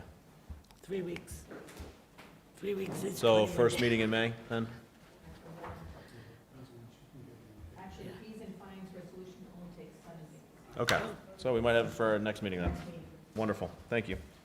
Okay, next item on the agenda is the school department discussion and possible vote to approve $44,364 from the FY26. This should be FY25, correct? No. It's 26. It's Oh, yeah, you're right. Yeah, it's 25. 25. Yeah, it should be FY25, not FY26, because we can't spend. The casino. For the funds. casino money, we can't spend this current year's casino dollars until the next fiscal year. So we'll make a note that that was actually meant to be FY25. Casino Gaming Fund, $650 for emergency HVAC repairs at Ranger and Pocasset Elementary Schools. Superintendent. Thank you, Mr. Council President, members of the council. Tiverton School Department respectfully requests $44,364 from Gaming Capital Reserve Funds for emergency HVAC repairs at Ranger and Pocasset Elementary Schools. We experienced several significant heating and mechanical failures this winter. At the Ranger Elementary School, the gymnasium rooftop unit blower assembly, which was over 20 years old, failed and required replacement. Major heating system issues, including gaps in unit ventilators, freezing within units, failed CO2 sensors, and delivery issues from the outside oil tank caused by the freezing of underground piping. Additionally, a temporary oil tank installation, those costs were incurred this winter at the Ranger Elementary School. At the Pocasset Elementary School, we had also multiple system failures at that facility. There was a building management system failure and a gymnasium unit coil failure. That was a frozen and blown coil that caused structural damage, which was a hole in the unit requiring repair. Total request for those expenditures are $44,364. Okay, thank you. Any questions from the council? Councilor Janik? I have one. Or Councilor Perry, then Councilor Janik. Sorry, I never looked to my left. My apologies, okay. Councilor Janik. I never did either. The one at the Ranger School was completed already, correct? All repairs have been completed. All right. These were emergency repairs, and The new tank was put outside?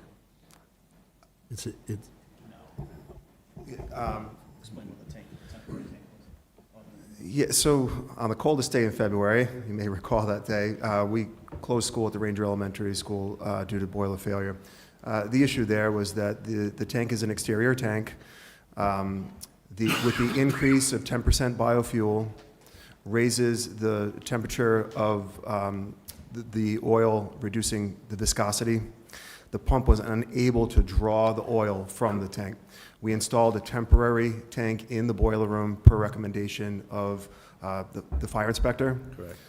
And so that was a temporary repair. The long-term repair for the exterior oil tank, we do not yet have a solution for that. Okay. So we don't have a lot of time, but we do have until the next freezing season. So it's yesterday. Councilor Janik and then Councilor Camino. Oh, sorry, Councilor Perry, continue. Keep looking left. And she said there was something outside that wasn't covered. So that exterior oil tank has never been covered. Not a great design. It's not going to stay there, or it is? We do not have a solution for that yet, sir. There are a few things that we're looking at. We could build a structure around the unit. We could raise where on the tank the pipe draws from, so you're not in danger of pulling more solid material from the bottom. We could consider an interior tank, which is probably not a viable solution because of the amount of oil that Ranger burns through every hour. So we do not have a solution for that yet. I think it's insulating the tank or building a structure around the tank. Right. And heating that structure is probably going to be the most The viable old solution. one was removed. It's already taken out. The temporary tank in the building, I believe, has been removed. It has, I see. Thank you. You're welcome. All right, Councilor Janik, then Councilor Camino.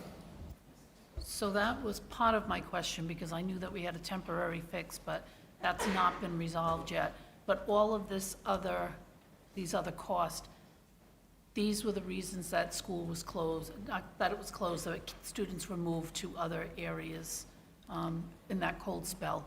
But everything on this list, that will stop that from happening. Yes, Counselor, all of the repairs to the heating systems have fixed those particular problems. CO2 sensors, the rooftop units, those have been completely repaired. So we don't have anything else that we need to add to this to keep the students heated and in their schools during the cold weather? Separate from the exterior tank at Ranger, that is correct. Thank you. You're welcome. All right, Counselor Comito. So, the biofuel, right, that's a state mandate now with the biofuel, so we don't have a choice. So we have to use that biofuel, which freezes and gels up a lot faster than, than conventional oil, the number 2 oil, right? That's correct. So we're off the temporary tank and we're back on the existing tank. Correct. Obviously, warmer temperatures, so we don't have a solution for that yet, right? So this 44 is not part of that solution at all? That's correct. Okay. The second thing is the rooftop units. Wasn't it not too long ago where the high school had a major project on the roof, rubber roof, and didn't we replace most of the rooftop units, and if not all of them? Yes, we replaced the condenser at the high school. Just one, or with No, all it the was rooftop units done? Just 4 at the high school. It only did the guidance suite, the main office, the library, that whole wing there. And how long ago was that? That was last year we did that. That was last year? Yep, yep. So the only ones that didn't get replaced were the ones So this on is the a high s- school, Yeah, on the this gym? is- This that- is separate. This is Pocasset and Yeah, Ranger. this is Pocasset. Correct, but the gymnasium Yeah. is over 20 years old. That's the high school, correct? No, that's Pocasset. That's Pocasset? Yes, yes. This is separate, yeah. Okay. Yeah, the coil, this was a coil freeze, but luckily we were able to repair. I can't believe that new school is Yeah, that old already. I know. Ranger's up there too already. That's All right. crazy. Any other, All right, yep, thank you. Counselor Burke? I had the high school in my head. Yeah. Just for consistency, I think these are important, but I think we need to have a separate casino meeting because we're nickel and diming left and right. Okay. Any other questions from the council? I would just like to note that when we had the original casino gaming revenue meeting, I was certainly reticent to appropriate funds that the schools had asked for at that first meeting because I felt it was important for us to hold some dollars in reserve in the event that there was something like an emergency repair that comes up, given how tight both the municipal and the school department budgets are. So I'm happy that we do have the cushion of unspent dollars to be able to rectify obvious health and safety issues. And with that, I'd like to entertain. John, just one more thing. Yes, Councilor Comito. So, and this could be, I mean, some of this stuff was, weather-related, but is there any type of maintenance system going on with what we have? I mean, that's kind of hard to do, too. But do we have, like, quarterly reports, or somebody go out and check this stuff to say, hey, this is getting old, so we can make a plan on, what doing it, instead of waiting 20 years to replace a unit, maybe we can do it in small pieces. Hey, this one's 15 years old, we're gonna have to get this on the list. Has anybody done a report like that? We currently do not have a maintenance contract on those units. We do provide regular maintenance through our school department, such as removing the screens, cleaning the screens. But in terms of a maintenance contract, no, sir, we do not have an annual maintenance contract. So, Councilor Comito, I think just to echo you, I think that I know the school committee or school department has a building committee. Maybe it would be wise for them to take a look at some of the existing infrastructure costs to make sure that we've got a regular replacement schedule. I don't think that it's just a school department issue, to be honest with you. I concur. I think we do it. I mean, I think a lack of maintenance in all our town buildings is an issue, but, I mean, look what we're doing at the town hall because of just kicking the can, so Correct. I don't know how we put these types of programs in, but I think in the future, maybe, I don't know, we figure out some way on how to get people to look at our mechanical aspects of the school, not just the classrooms. So, it's something to keep in mind. Do we have a motion, Councilor Paul? So moved. Motion been made by Councilor Paul, seconded by Councilor Perry. Approve This is to approve and fiscal 25. this would direct the solicitor to create the requisite resolution for the next meeting. Any further discussion? Hearing none, all those in favor? Counselor opposed? All right. All right, next item on the agenda, don't go anywhere, you have two more. Discussion and possible vote to approve $168,500 from the FY25. This is the unspent Casino Gaming Fund, $650 to offset state mandated curriculum costs and technology investments. Before you guys dive into it, I just want to note that the school department had reached out because we have done this as CapEx in the past, but given the fact that we've typically assessed those CapEx expenditures after we've done a budget, I suggested that they at least make the ask, knowing that we had another casino item on the agenda from the town side, and we're not going to revisit this again until after we've already launched a budget. So, Councilor DiMederos. Is this a capital expense? Yes. Explain to me why. I think we did approve this, but didn't we do it in order to give more money for the general fund? Like, because we were trying to find things at the time, so we could give you a bigger percentage, and we pulled that out as like a one-time capital for that point. Correct. Am I right about that? Okay. That's, yeah. Well, this it is was similar. Similar, It was but similar. yeah, the way Yeah. it's defined is anything over 12 months, and these are, majority of these are 6-year curriculum changes that. Oh, that's what we'll- I'm We'll asking. we'll get through that and answer your question. Okay. Yep. So, just one quick question here as it relates to this. When you say like a 6-year curriculum, we're buying the whole thing up front, correct? Just let him go through and I'll Okay. answer your question. Yeah. Superintendent, after you, sir. Thank you, Mr. Council President. As a result of unfunded mandate from the Rhode Island Department of Education for curriculum implementation, the Tiverton School Department respectfully requests $168,500 to offset state mandated curriculum costs and technology investments. First, all schools in Rhode Island are required to adopt high-quality curriculum materials in science and social studies. In science, that curriculum needs to be green rated, in other words, meeting the Rhode Island Department of Education's requirements for research-based curricula. There is one curricula program currently that is green rated, and that's Open SciEd. Our school department has done a initial implementation, very small this year, and the deadline for implementation is 2026. And then for social studies, similarly, the Rhode Island Department of Education has revised the standards and curriculum framework for social studies content in secondary classrooms. This funds the middle school program, including the new civics requirement as a part of new legislation to teach, to have civics competencies between grades 6 through 12. Oh, maybe that's a part of this whole thing. The second request is for Chromebook replacement. Tiverton School Department has budgeted $132,000 for Chromebook replacement for students and teachers.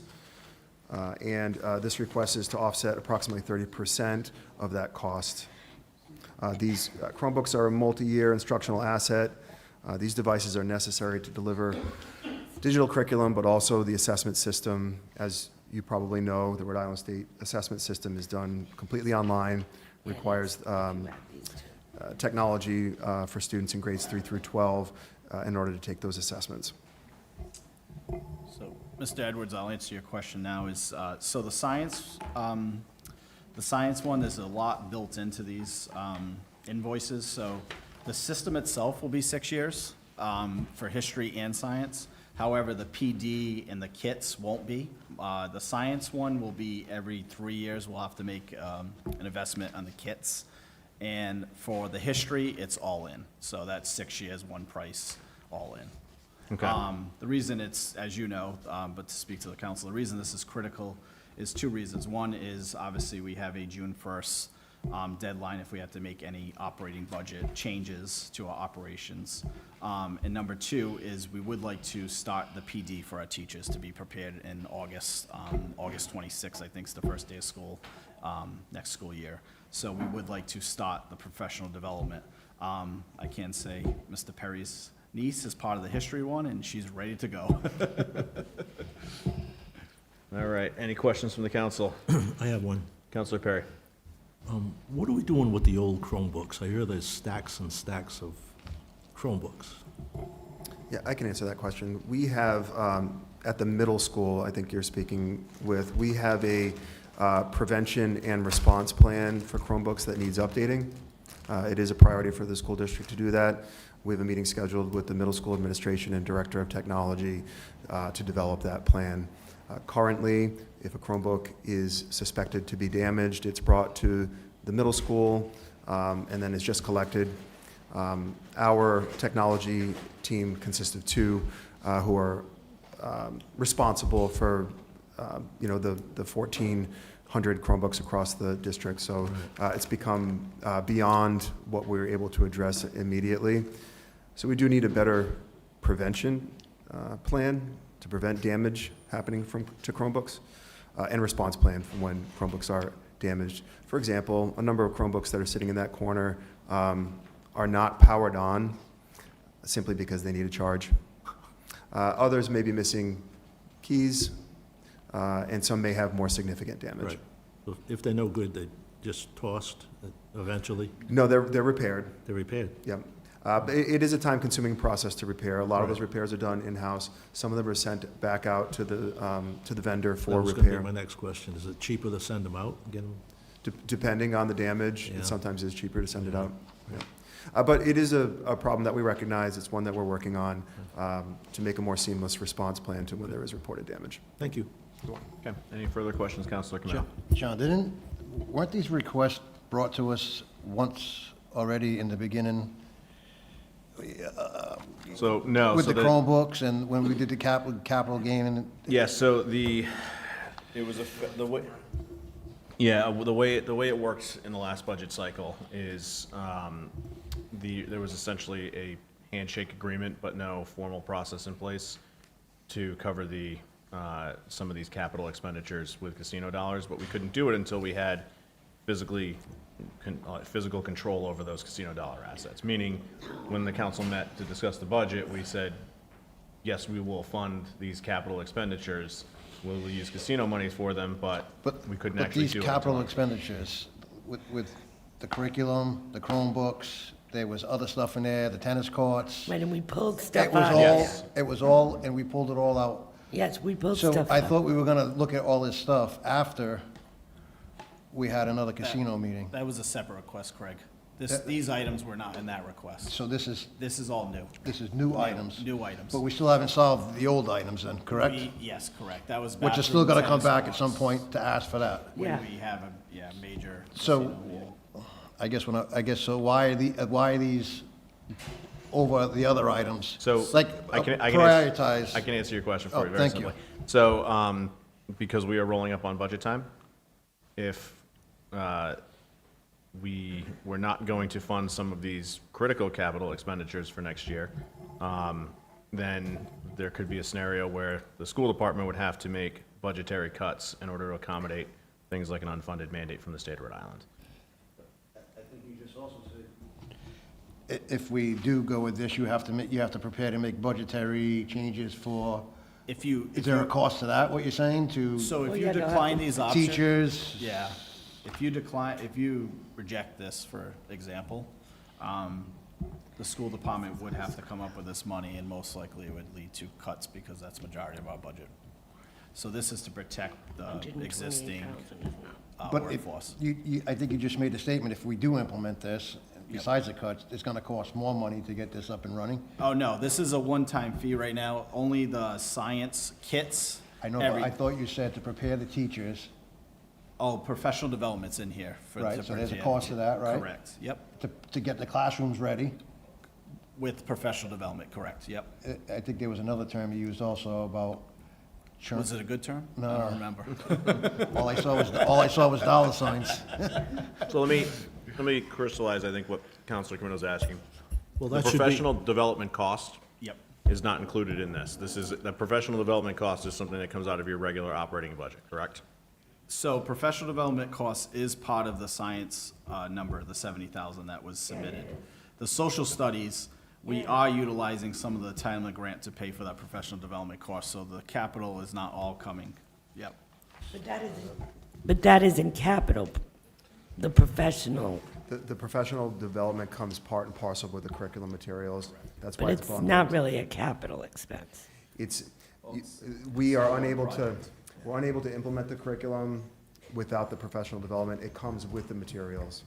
That's like building a building without an architect cost. Right, you know what I right, but what does the professional development cost, what does that cost? mean? In the science, I in here, believe it right. was $8,000 for 4 teachers.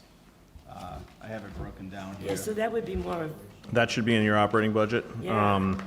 So science PD cost is 8,000, and then what's the number for social studies? We've already ripped that out of the request where. Okay, because that's covered by the grant, so it's Correct, $8,000, okay. Yep, so just 8. I'll give you the exact number, but it was 8 and change. It was- it's So, somewhere in here. Counselor Burke, then Counselor Janik, and I have a suggestion when So- you guys are done. I appreciate your dilemma. At the same time, I'm separating out the Chromebook. I don't see this at all as a capital expense. So if this were in your regular budget, where would it fall under the Uniform Chart of Accounts? How would you account for it? It would be under software and professional development. And those are not capital expenses in the Uniform Chart of Accounts, correct? It is. All, Professional development is, the software is not professional development. Software is a property account in UCOA. And that's considered capital. all of these are software? These are all, it's all software and kits that are built into the foundation for the course. But are the kits also capital? The kits are needed in order Are to, the kits, do they fall under capital in the UCOA? they would because they would be for more than 3 years. Okay. Yeah. I just, Counselor sorry, I think you're finding opportunities to really stretch this balloon of what casino funds have been intended for, which was pure capital. I don't necessarily, I hear what you're saying. I don't see I think these are operating costs of a school district.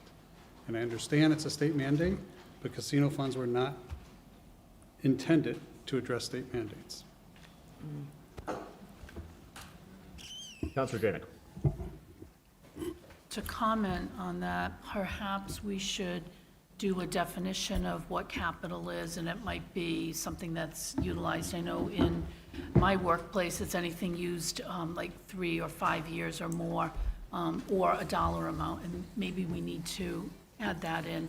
But my actual question is, on the agenda, it says that the appropriation is from the fiscal year '27 Casino Gaming Fund, but it's actually '25, right? You're not looking for this for like next year, it's for now. It's going to be appropriated out of 24-25. 25, Correct. right. Yeah, I don't have that information, but yeah, I'm looking to Okay. offset. Because we can only my appropriate next from year. 24-25. Right, I wanted to just be clear that Yes. it's now, not next year. Correct. So if I could just proffer, as I look at this, it looks like if we take the Chromebooks as an example, you asked for 39,950, but realistically, you need 132. So to meet some of the questions that Counselor Burke has had, which I'll admit, you know, professional development, I think that should be an operational item. I think we can still get to the same position, but I think if we're gonna do capital expenditures, why wouldn't we just do the 132 for the Chromebooks? And then split out the actual capital expenditure components of this curriculum that's gonna be 3 to 5 years lifespan. And I don't know what that number is off the top of my head, But the but district has already budgeted 132 that's what they have in their line item budget. So for effective- next year's budget. For next year. I'm only asking for 30% for that. See, So effectively, you'd be playing a shell game. Yeah. But at least purchasing things that are explicitly capital, like a Chromebook. So what are you suggesting the amount is? Um, It'll be more. No, it would be less, because effectively, we wouldn't do, for instance, like the social studies curriculum, the 58,508, as an example, and then you put back in for the Chromebook, And 6 to honestly- 1, half dozen the other. honestly, you could just, yeah, not to make a decision for you, but you could give us the 168 and we can only spend that within those, you know what I mean? Whatever, it's not funded within that 168 would obviously have to come I think for somewhere the, else. for the actual ordinance, we have to be explicit on that. Oh, okay, yep. At least for the resolution, it would have to be explicit. Can I just ask a question and Yes. piggyback on Counselor Burke? He mentioned what should be capital, what's not. what you're currently budgeting for. Rumor has it, because we all watch your meetings, you guys are asking for 4%. Where does this fall in your 4%? This is not included in the 4% request. We What will be is- scheduling budget workshops, by the way, later on. No, I in this know, I'm agenda. just, So 4% besides this? Correct. that's what I'm trying to figure out. Yeah, What's- that's what it is.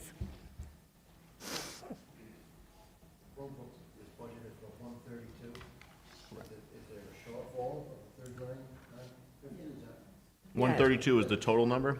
That's right. Okay. And that's part of the 4% though, the 132. 132 minus Minus 39,950 is Right, part of the so that's 4%. part of the 4%. This is replacement for all this, everybody getting a new one? This would be students and educators. It would be- Everybody's, so everybody's, No, just it's that's first. the way it reads here, it's like everybody's getting it. So every year, there's a replacement for first graders, fifth graders, ninth graders, and educators that are up in the 5-year cycle. Fifth and ninth. Yep.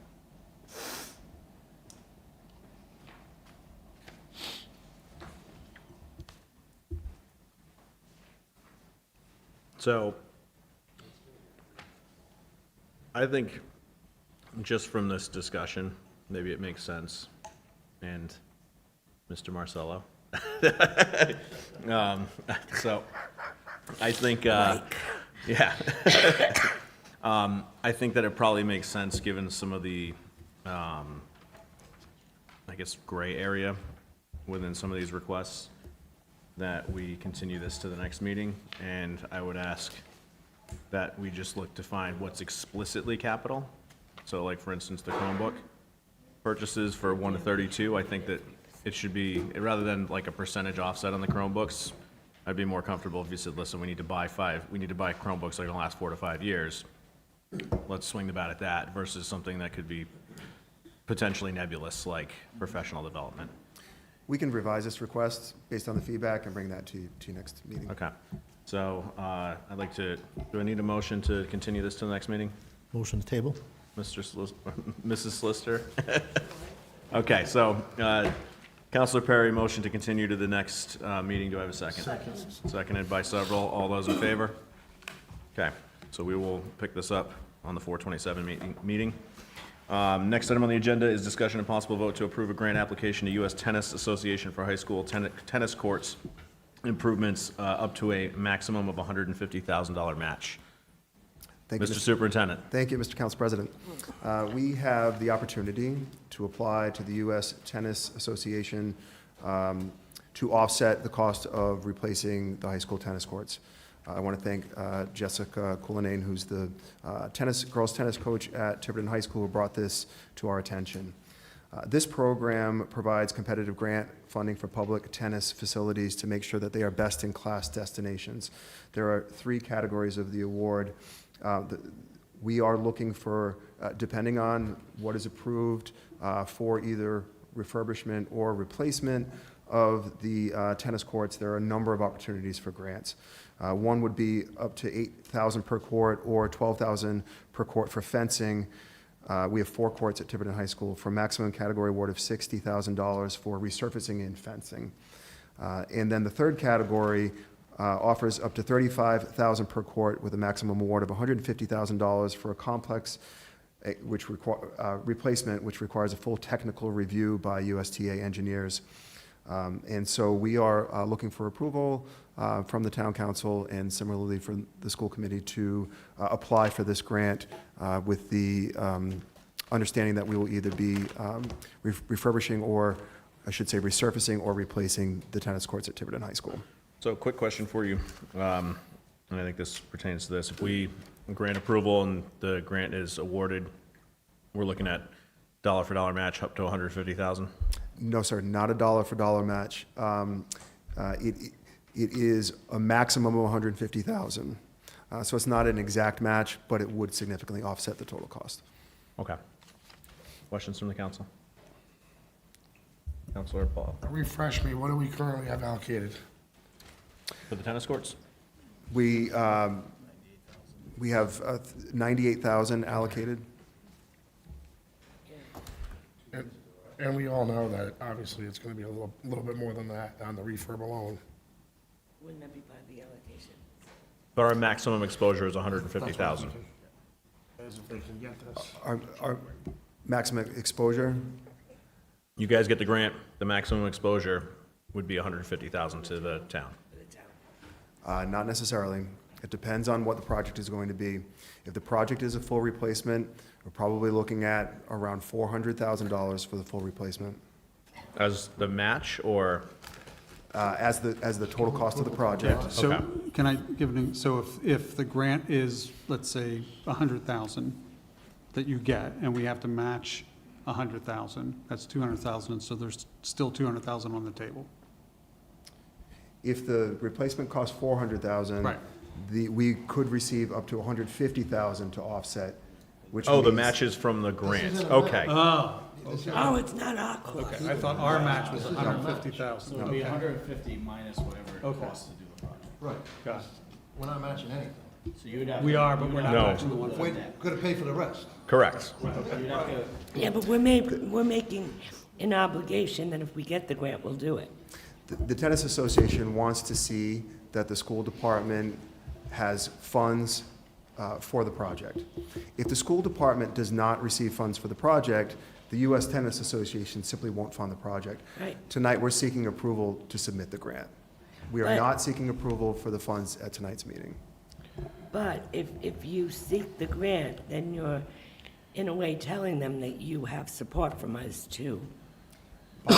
Right. By way of the meeting minutes from the town council meeting approving the grant. But no, we would not be The providing. application. Excuse me, not approving the allocation because that hasn't come to the council. Yeah, no, the application for the Or, grant. excuse me, yes, the application. But, like, and just, But with most grants, you have to get the support of the money back in to apply. What I- Right, chief? I mean, with fire department grants, I remember writing fire department grants, like, if they don't have a letter from somebody saying, yeah, okay, yeah, we could get this money at some point. Yeah.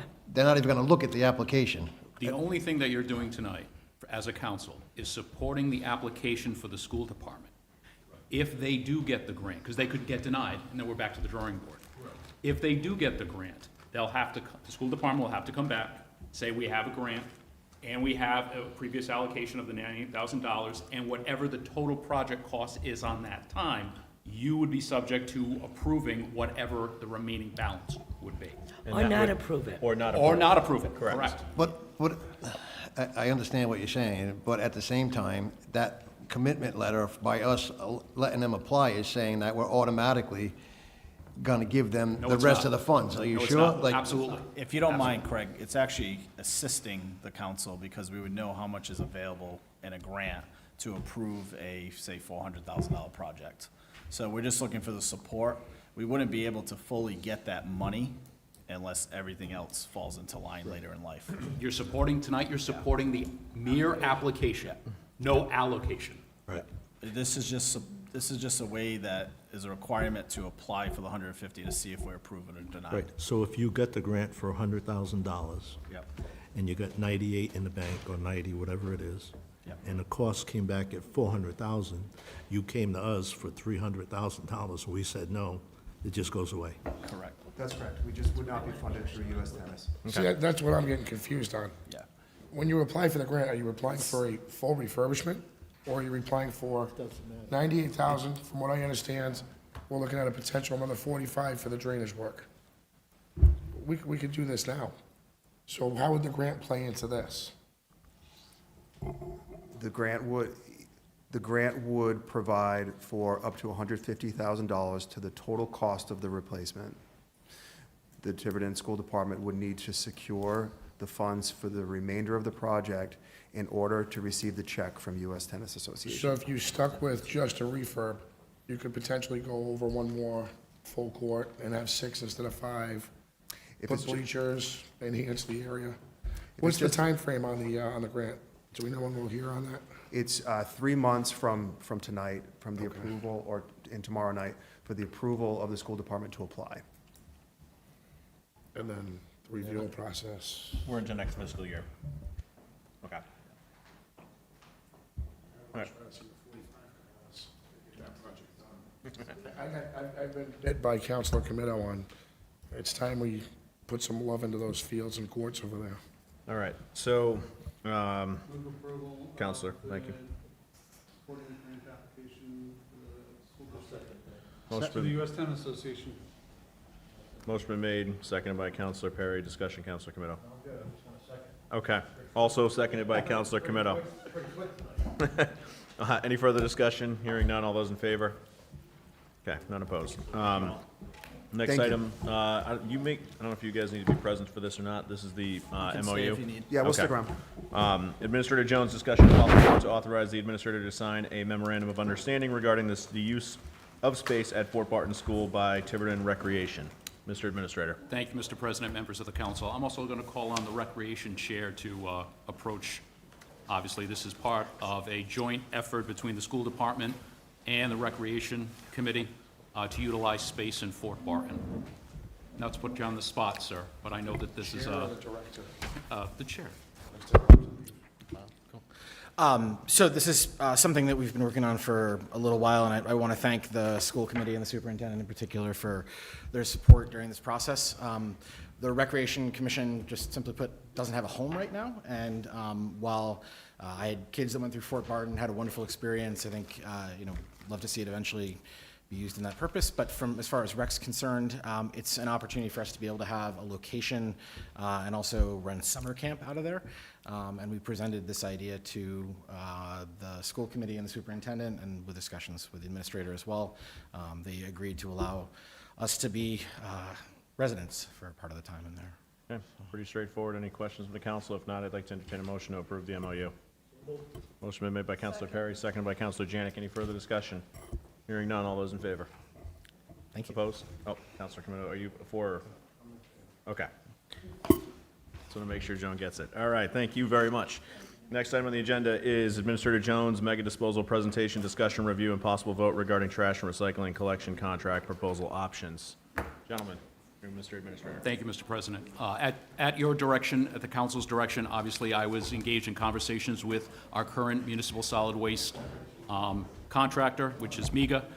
We did have a meeting as part of your backup. They did have a proposal, but I thought it was important, given that this is an issue to the town that has seen a lot of discussion, that they come in front of you so you can ask them any questions or any concerns that you might have about the future of trash in Tiverton. So with that being said, I'll leave it to these gentlemen here. Well, and I'll kick it right back to all of you. First and foremost, we're here to answer your questions and talk about the way that we can continue to serve the community here. First question, am I getting a 95-gallon barrel or cart?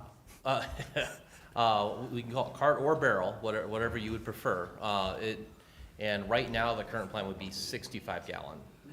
If we switch over, If you switch over to the automated collection, we'll which provide. has not even been discussed. Correct. Thank you. Counselor Diamandouros. All right, I'm a little confused, because I thought, and I just looked at my other counselors that agreed with me, I thought that we were going to continue the way we're doing it now for a year, get the year, get the year in, the extension, thank you, Deb, and then we were going to have a discussion on what we really want, what this council really wants, because we've never voted whether or not we want the COTS, or whatever you want to call it. And with respect, Counselor, the council hasn't voted on anything. Right, So, exactly. and the current contract is up. There are 2 automatic rollovers Right, in and I the current thought we contract. said we would roll it over, continue the way we're doing it now. There was no vote on that, ma'am. So, There was a discussion on that, There was- definitely. There was a discussion, but because also part of the conversation too was with PAR Engineering and going out to bid, which is still part, you could do that too. So all I'm asking for from all of you is direction. So- And that was part of the backup for MEGA, or we could still go out to bid. So if I could just add here, because I think the color is extremely important. We will, as I mentioned earlier, have budget workshops coming up. We've all gotten the initial draft budget. The number is untenable right now. We're looking at 9% and change on the municipal side. For us to sit here and say we want to continue at the 1.5 million, or in this case, the 1.3 million in the current construct, would be fiscally irresponsible. Well, why? We don't know what the other one is gonna cost us, really.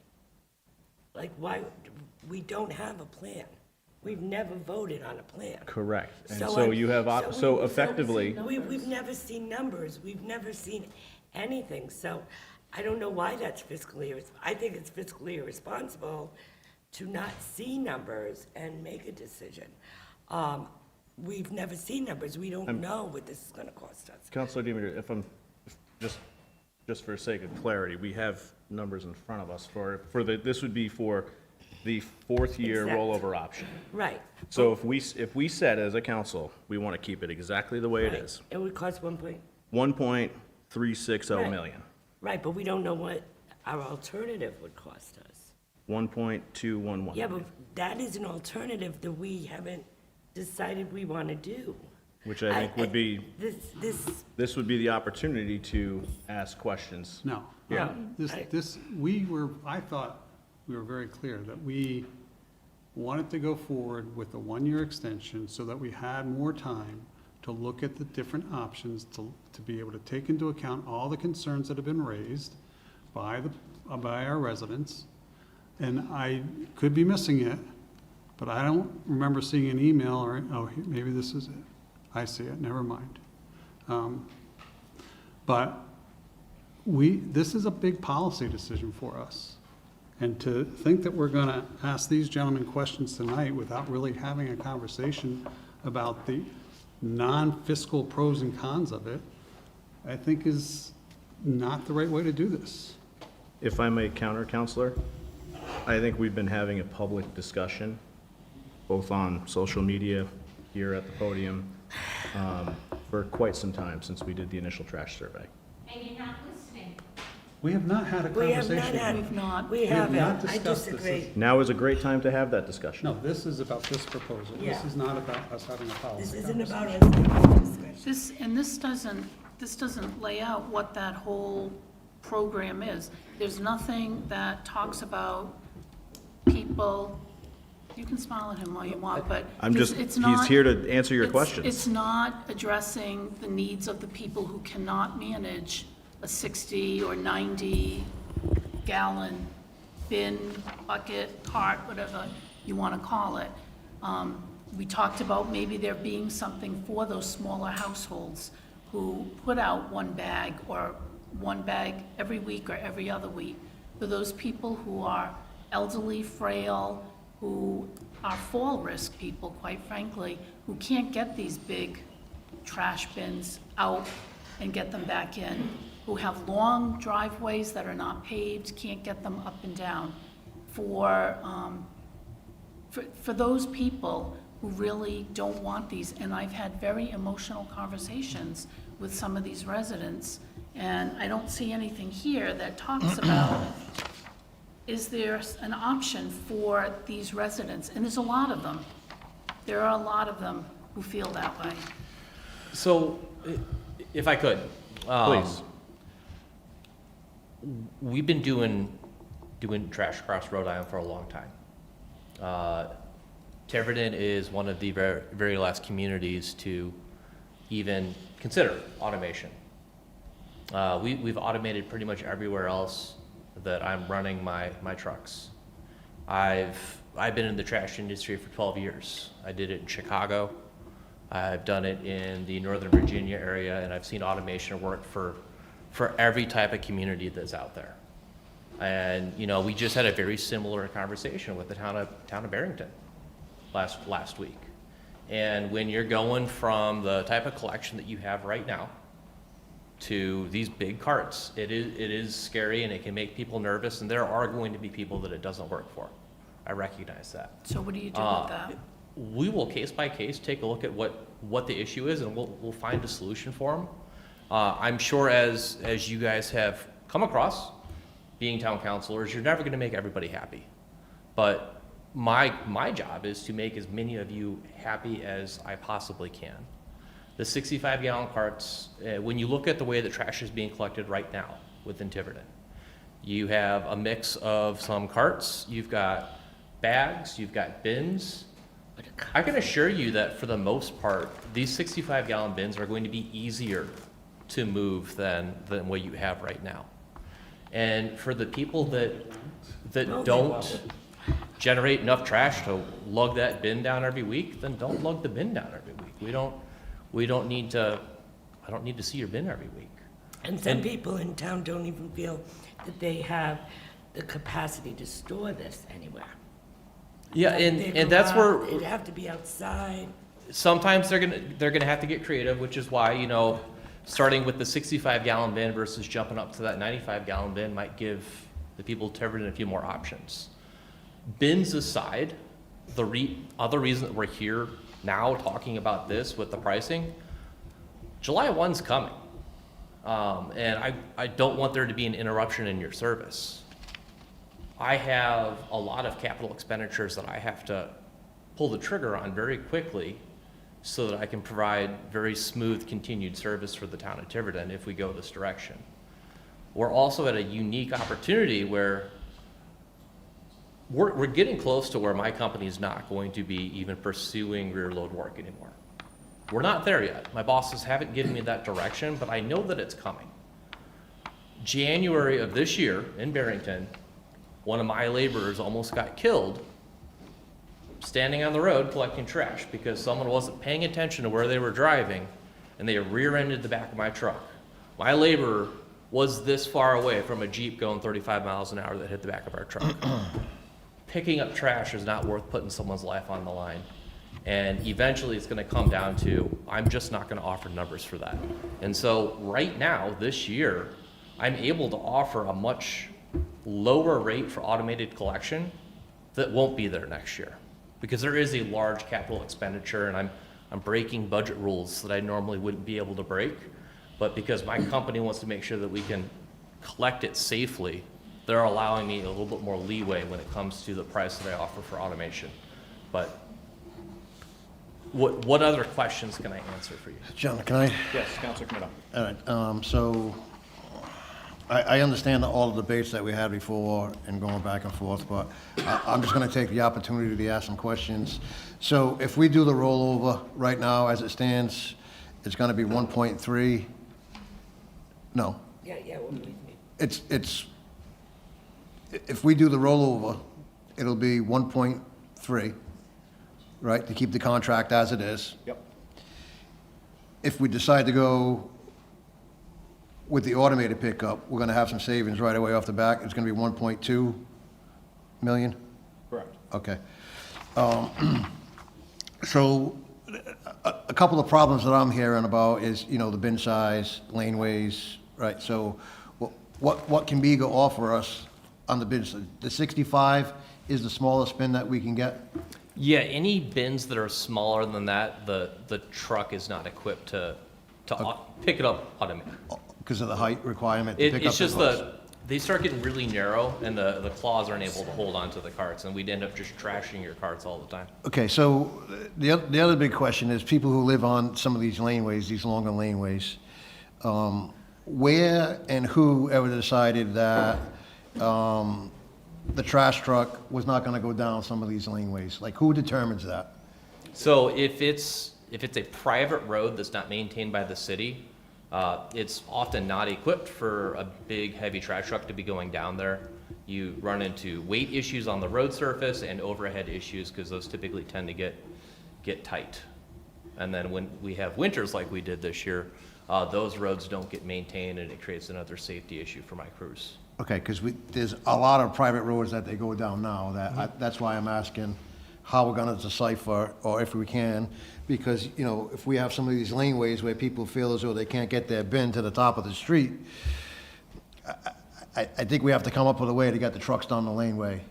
Well, and we can, Somebody has to look at that, and who does that? Do we do it as a town, or do you go out with the town and have that discussion? I'm happy to go out with the town on a case-by-case basis and say, hey, these are the 15 streets where we don't really have a good solution for the residents to get their trash out. Okay.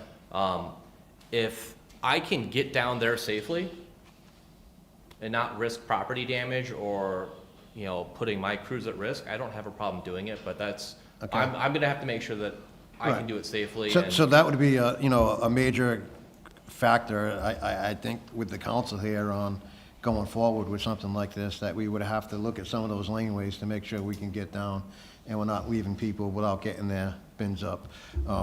I personally think it's time to go to automated. And you kind of touched on this a little bit before. I think at some point, we're not going to have a choice but to go automated because of different companies are not going to have We know nothing. people ride in the back of the trucks. Is there an estimated time that you think that's going to go away? You know, with the scenario I had in Barrington, our guy walked away without a scratch. Right. Because he was 2 inches one direction.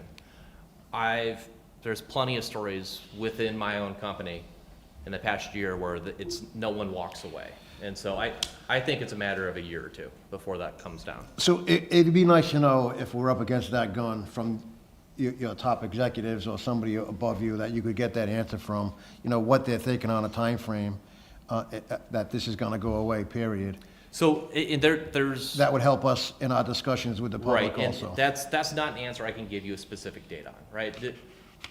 Waste Connections, who owns... Well, your company has to have a plan on when they're going Right. to say, hey, we're done with this. And- And if they're talking about buying equipment Yep. and budgeting, So- they're probably thinking in 2 years or 3 years, I'm going to be automated. Our company is based on our core values, and the first one is safety. So I know that when I look at our core values, and safety being the top one, what we're doing with rear load work, it's not safe. And if there's a safe alternative, that's the way the company is gonna direct me to go. They're not gonna tell me, hey, in 2 years, 3 months, this is what we're gonna do. They're gonna come down and say, hey, going forward, you're not doing this. Okay, so but to your point, if you already had the safety issue where your guy almost got hit, and you're telling me your company's they should have did it already, right? That's what Yeah, you're saying yeah, to me? Okay. Besides that, the trucks that I see driving around right now in town, most of them already have the capabilities of lifting, right? They have the They have the yellow- toter tippers on the back of the truck, on the back, correct. right. So that's lifting, right? So where would the expenditure be of, like, the pressure, like you're trying to put pressure saying we have to make this decision by July 1st. I need to get my trucks equipped. But what I'm seeing, the trucks I'm seeing around town, they're already equipped.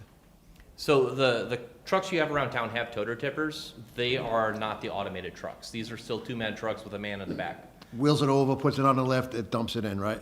Automated, the arm comes out and grabs it and does it. Automated comes out of the Okay. side. It's a 1-man truck. Okay. Yeah. That's, and then the last thing you touched on a little bit, Tiverton being the last. I'd just like to maybe the administrator can confirm that with people around us. Are we the last to maybe go automated? Do we know what people around us are doing? I'm at a league meeting tomorrow, so Yeah. I can find out. I just think it's important to know if. Yes, sir. All right, I think I got my questions. Thank you. You're welcome. Counselor Burke. So in this proposal, you're suggesting that the 1.2 million includes providing everyone with the carts?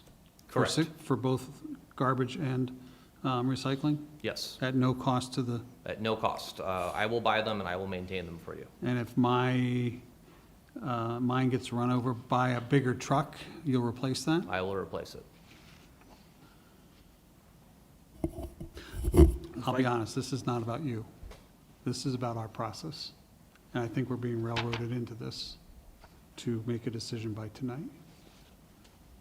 If I could add, I mean, when we sat here and first had some conversations about it, we were looking at potentially the town outlaying somewhere around $600,000 to $800,000 to buy the barrels. So I think when we see this offer put in front of us, to Councilor Comito's point, it indicates what the vendor is thinking about the future of rear load trash. Councilor Janik. Did you say me? I'm Yes. sorry. I'm quite well aware, as a counselor, I don't make people happy always. I just want them to be safe. That's my prime concern. how would you individualize for people who cannot physically maneuver these very, very large barrels and/or don't have a need for very, very large barrels? People, like some of us who put out a bag a week, maybe a bag every other week, we don't really need that. There are some homes in town that have HOAs, don't allow them to store these large barrels in the front of their home. So now they're having to, and we're talking like over 55 community, now having to bring this all the way around to the back, which is moving it even further. People who don't have paved driveways, people who are putting trash bags into their cars and driving them down to a main collection area. Would you go out and look at these individual areas and try to problem solve for absolutely. these people? Well, and I can't give you a specific answer on that scenario right now, right? But I'd be more than happy to go out and talk to people, and we can put our heads together and figure something out. I've done this all across the country. There's a solution out there if we can just talk through it and. What solutions have you found? Most of the time, it's a matter of working like with the HOAs. So a lot of the work I did in Virginia was HOA based, and the HOA has to have a little bit of reason behind them as well when it comes to where they let their folks place their carts. A lot of times, it's bringing the carts out and showing the residents that this is what your cart's going to look like, and this is how easy it is to move these carts. Some of them have tried them, and it's a hardship for them. It placed them at risk for falls and other injuries. So I can tell you that I will not vote for any proposal that does not have some kind of modifications for that specific group of people. And there are a lot of them. It's not a very, very small percentage. So if I could use Portsmouth as an example. So we just rolled out a curbside collection program with them about a year ago. And they had a lot of the same concerns, and hey, they've got a lot of some of those weird roads, private ways, and we got through a lot of that. And one of the specific issues was people that just can't move the carts. Because I don't want someone to fall and break a hip because they're trying to take the trash cart down to the end of the street. That's crazy. We can set up a system so that we can provide backdoor service, where my driver will park the truck on the street and he will walk up to their house, get their cart, bring it down to the street, dump the cart, and bring it back for them. But that's going to be something that I have to work with the town of Tiverton to make sure that we don't have 1,000 people that need backdoor service. Because everyone all of a sudden is going to need backdoor service. And so that's going to be a matter of setting up criteria, and that we put some limitations out there, but we'll be able to make sure that no one gets hurt taking their trash out. So Mr. you guys are President. doing the pickup right now in Portsmouth, right? Yes. So Portsmouth's running a dual-type system, correct? Yes. Right, so they have barrels, I'm sorry, they have the totes or the barrels or whatever you want to call them. Yep. And then if you don't want to be part of that program, they have to take their trash to the transfer station, correct? Correct. I do electrical inspections in Portsmouth, and I don't know if you could put a percentage on this, but is there, when I drive around doing inspections, hills, Portsmouth is, like, hills are major in Portsmouth. Driveways, do you ever, would you know a percentage of how many people opted into your program? There are about 3,200? 3,300 residents that have curbside collection in Portsmouth. Right, I'm not sure, so I have to, Over 2,000 with the transfer station. 2,000 use the transfer instead of the curbside.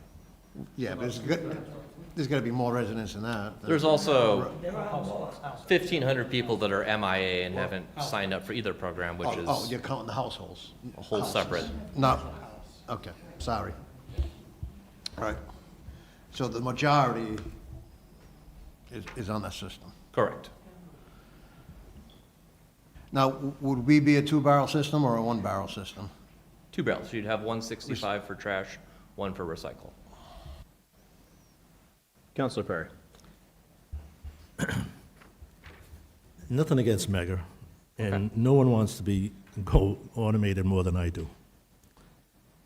I just vinyl sided my house.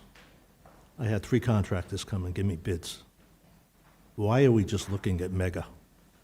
We should be looking at more than one contractor, I'm sorry. With Mr. something Administrator. this important for this town, I am very sorry. I will not vote for this.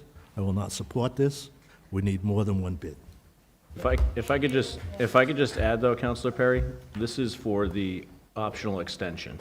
So An we are on extension I will go with. Yeah, that's the numbers you But have in not- front of you. This is a 3-year, we have a 3-year contract with 2 one-year renewals. This is for the first 1-year renewal. For a Yeah, one-year I- renewal, And they're presenting us with 2 options for that 1-year renewal.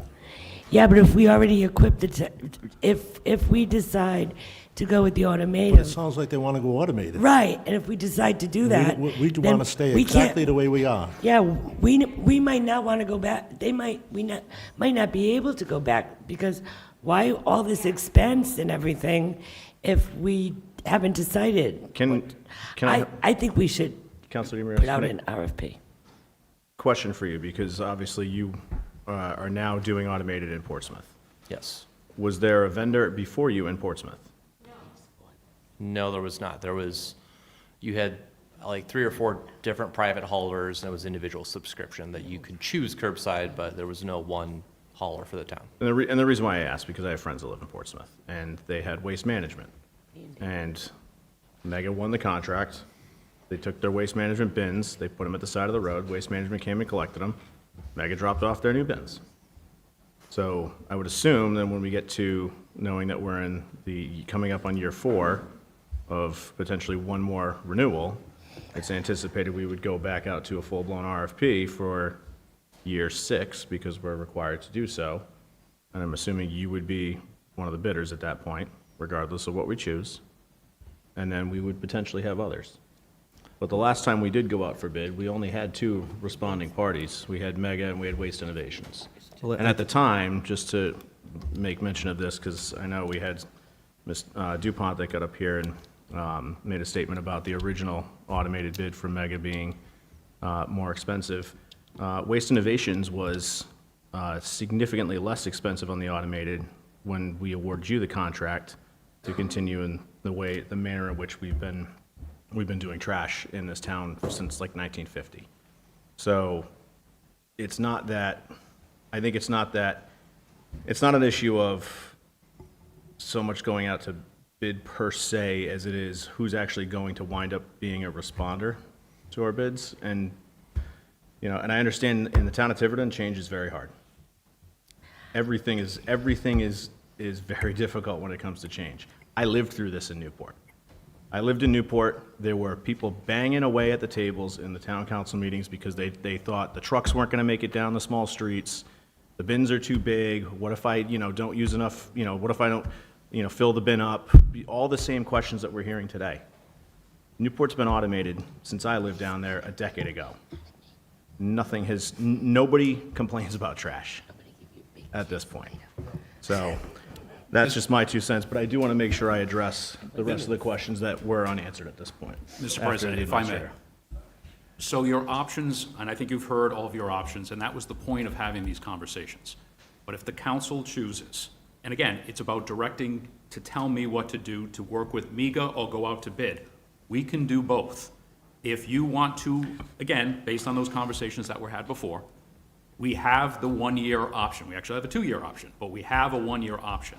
I would recommend to you, if you choose to go for that 1-year option, that you direct me to work with the solicitor to go out to bid on both automated and keeping the same service that we have. Maybe we won't get anyone who's going to do, like these gentlemen say, rear pickup anymore. But we can put it out to bid to find out. And then we can also put it out to bid for automated as well. Councilor Camino. Thank you. So just to go back to these numbers again. So if we roll over and keep everything the same, 1.360920, and if we roll over for 1 year with the new price, but it's automated, we're going to see at 1.211760, $150,000 in savings. But that is only for a one-year contract also, correct? 5 years. So, yes, I wanted to make sure that we're clear. If we automate at 1.2, right? Yes. That would be for 5 years. Okay. That's the year one price. 4.5% each subsequent year for the next 5 years, but there'll be no surprises with those increases. It will be, Annual rate for town council is 1.2 million for a year of the extended. Yeah, we can't do that. Each year. Counselor Burke. So, a couple things. One is, I don't think you can reduce this to people not wanting change. I think there are legitimate concerns that people have raised that we've not answered the questions for, and we've not had the opportunity. So, for example, this gentleman said, well, he'll go out, work with the town to go out to different people's houses to see what would work and what wouldn't work. But it requires a plan. We don't have that. We don't have a contract in front of us. And now I'm hearing the first bid here would be for 5 years. Well, that's not what this says, and that's not what our contract allows us to do. So we can't even choose that, or else we'd be violating the terms of our purchasing process.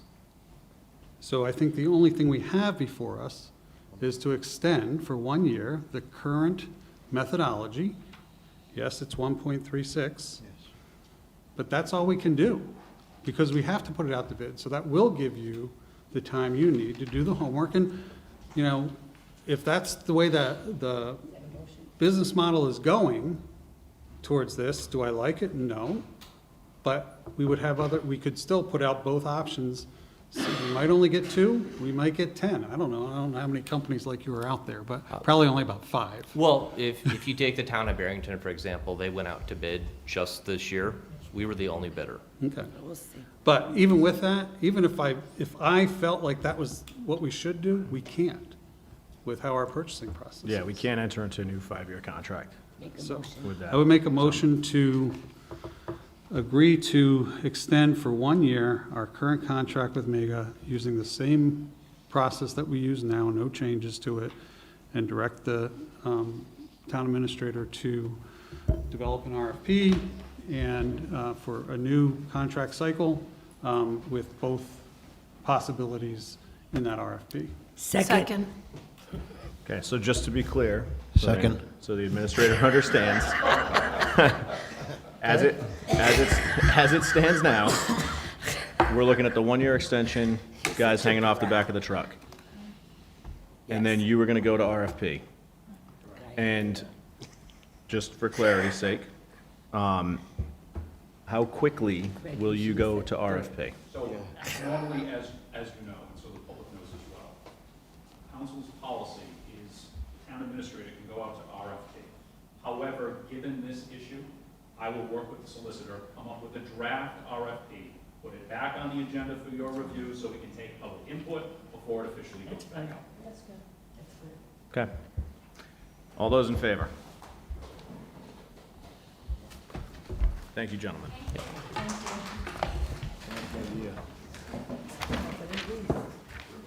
Next item on the agenda is Administrator Jones' discussion and possible vote to extend ground maintenance services contract with DaPonte.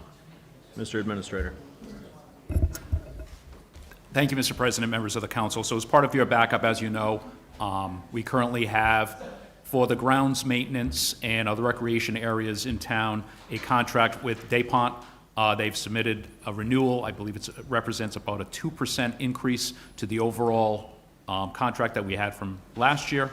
I know I work with the DPW Director on this in case you have any questions, but this is going to basically be the same services that we had last year, rolling over into this year with a minor increase. All right. Any No, Councilor just Jennings? comment. We've gotten really good reviews from them, correct? They do an excellent job. I knew we had initially, and, okay. We had in the past, I think just given the amount of fields, the frequency, DaPonte has a fantastic reputation across the states and across this area, and they've done a magnificent job based on what they did last year. So I was on Florence Street today, and I was watching them work. I just happened to be doing electrical work there, and we own a little piece of property over there.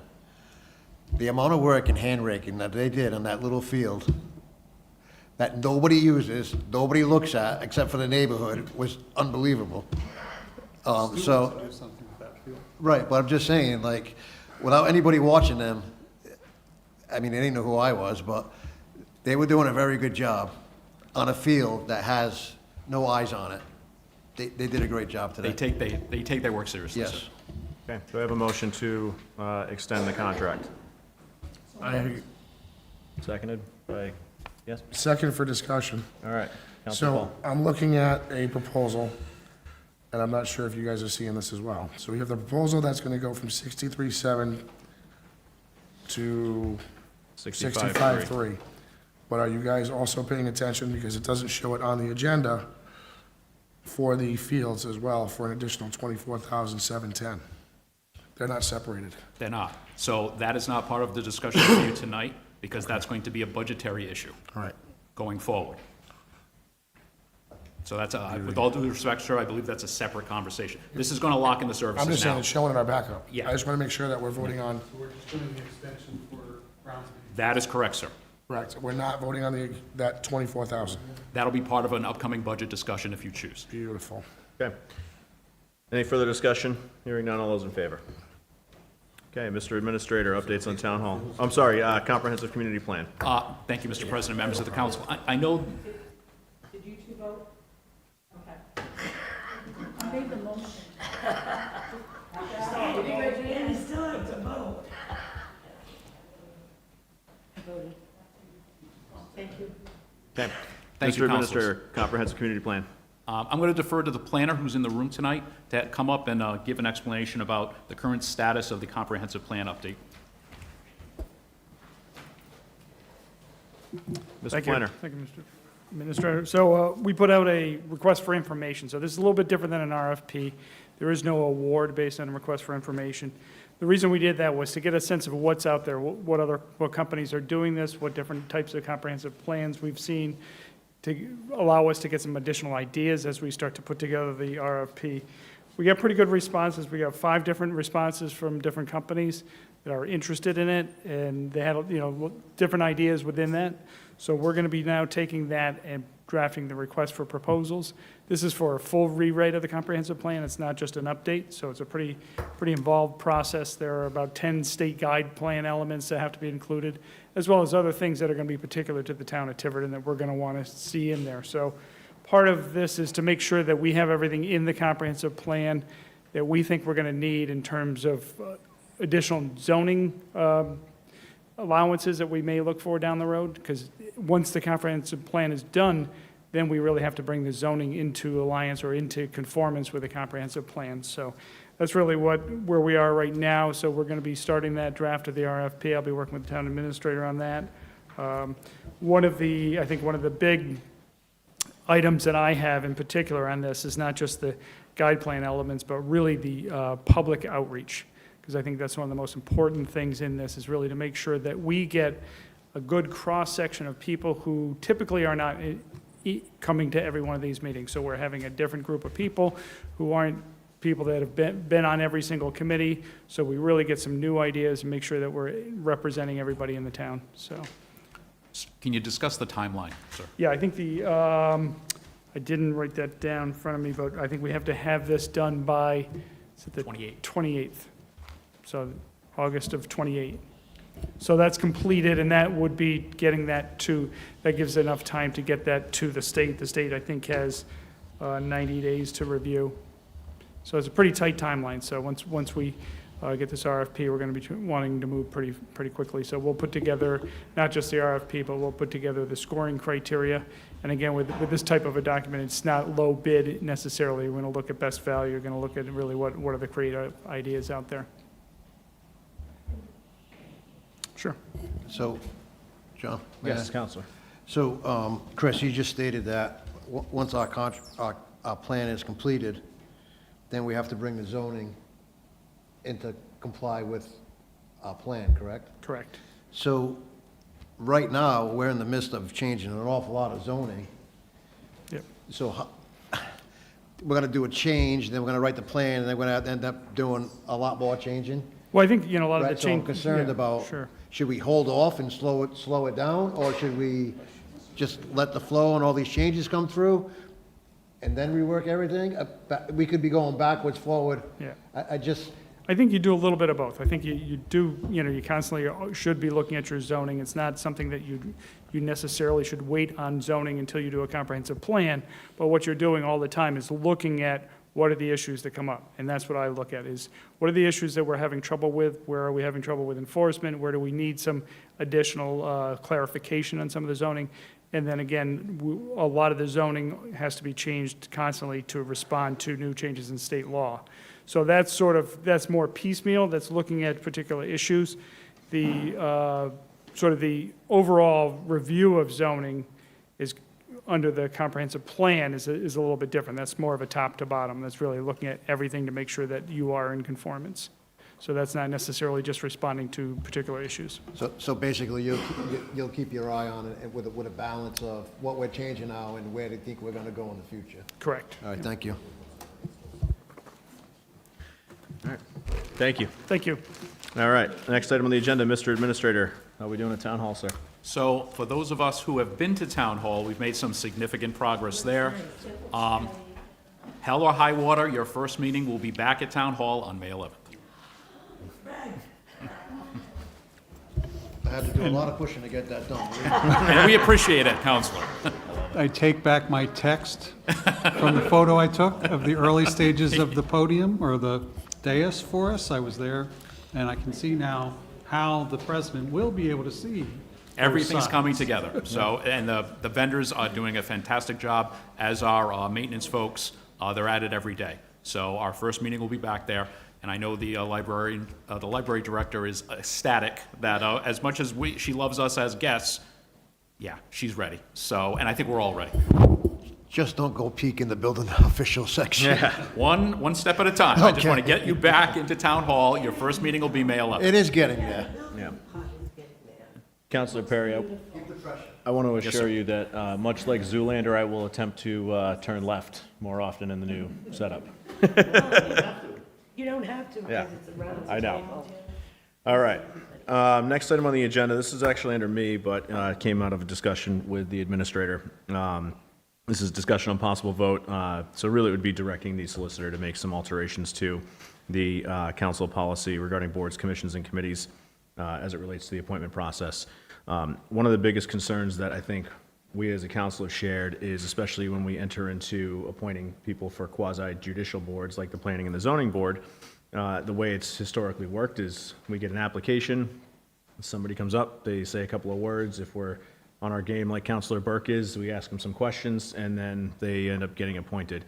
But the risk, I think, to the town as a whole is that we should have a much deeper vetting process, especially for those boards like the Planning and the Zoning Board, where the opportunity for them to encumber the town in legal fees is much more significant than, say, the Recreation Committee.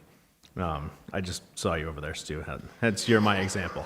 And so with that, the administrator, I think, has come up with a decent idea, but we would have to direct the solicitor to amend our governance policy to do so. Mr. Administrator.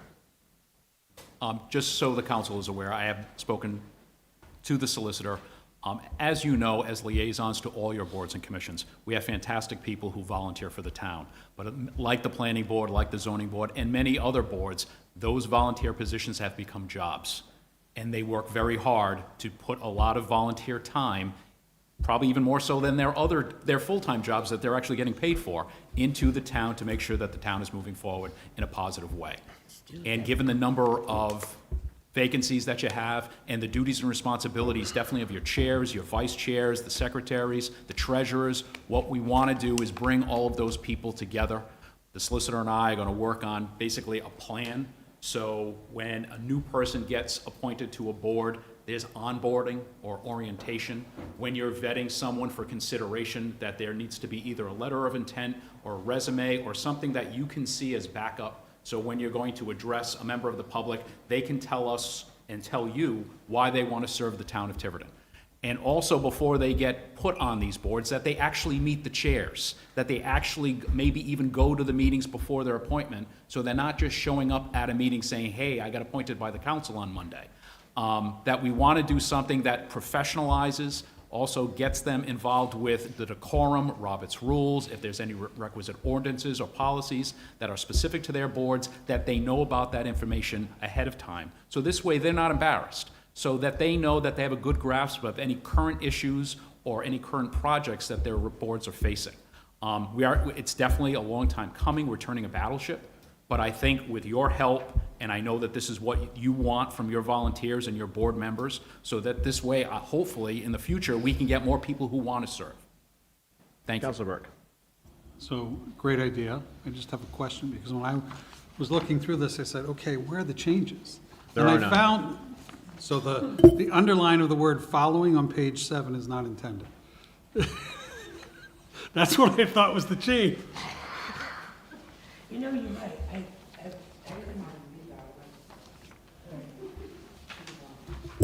So, yeah, if it would be acceptable to the council, I'd like to direct the solicitor to effectively codify that discussion from the administrator into the policies so that we can review it and approve it.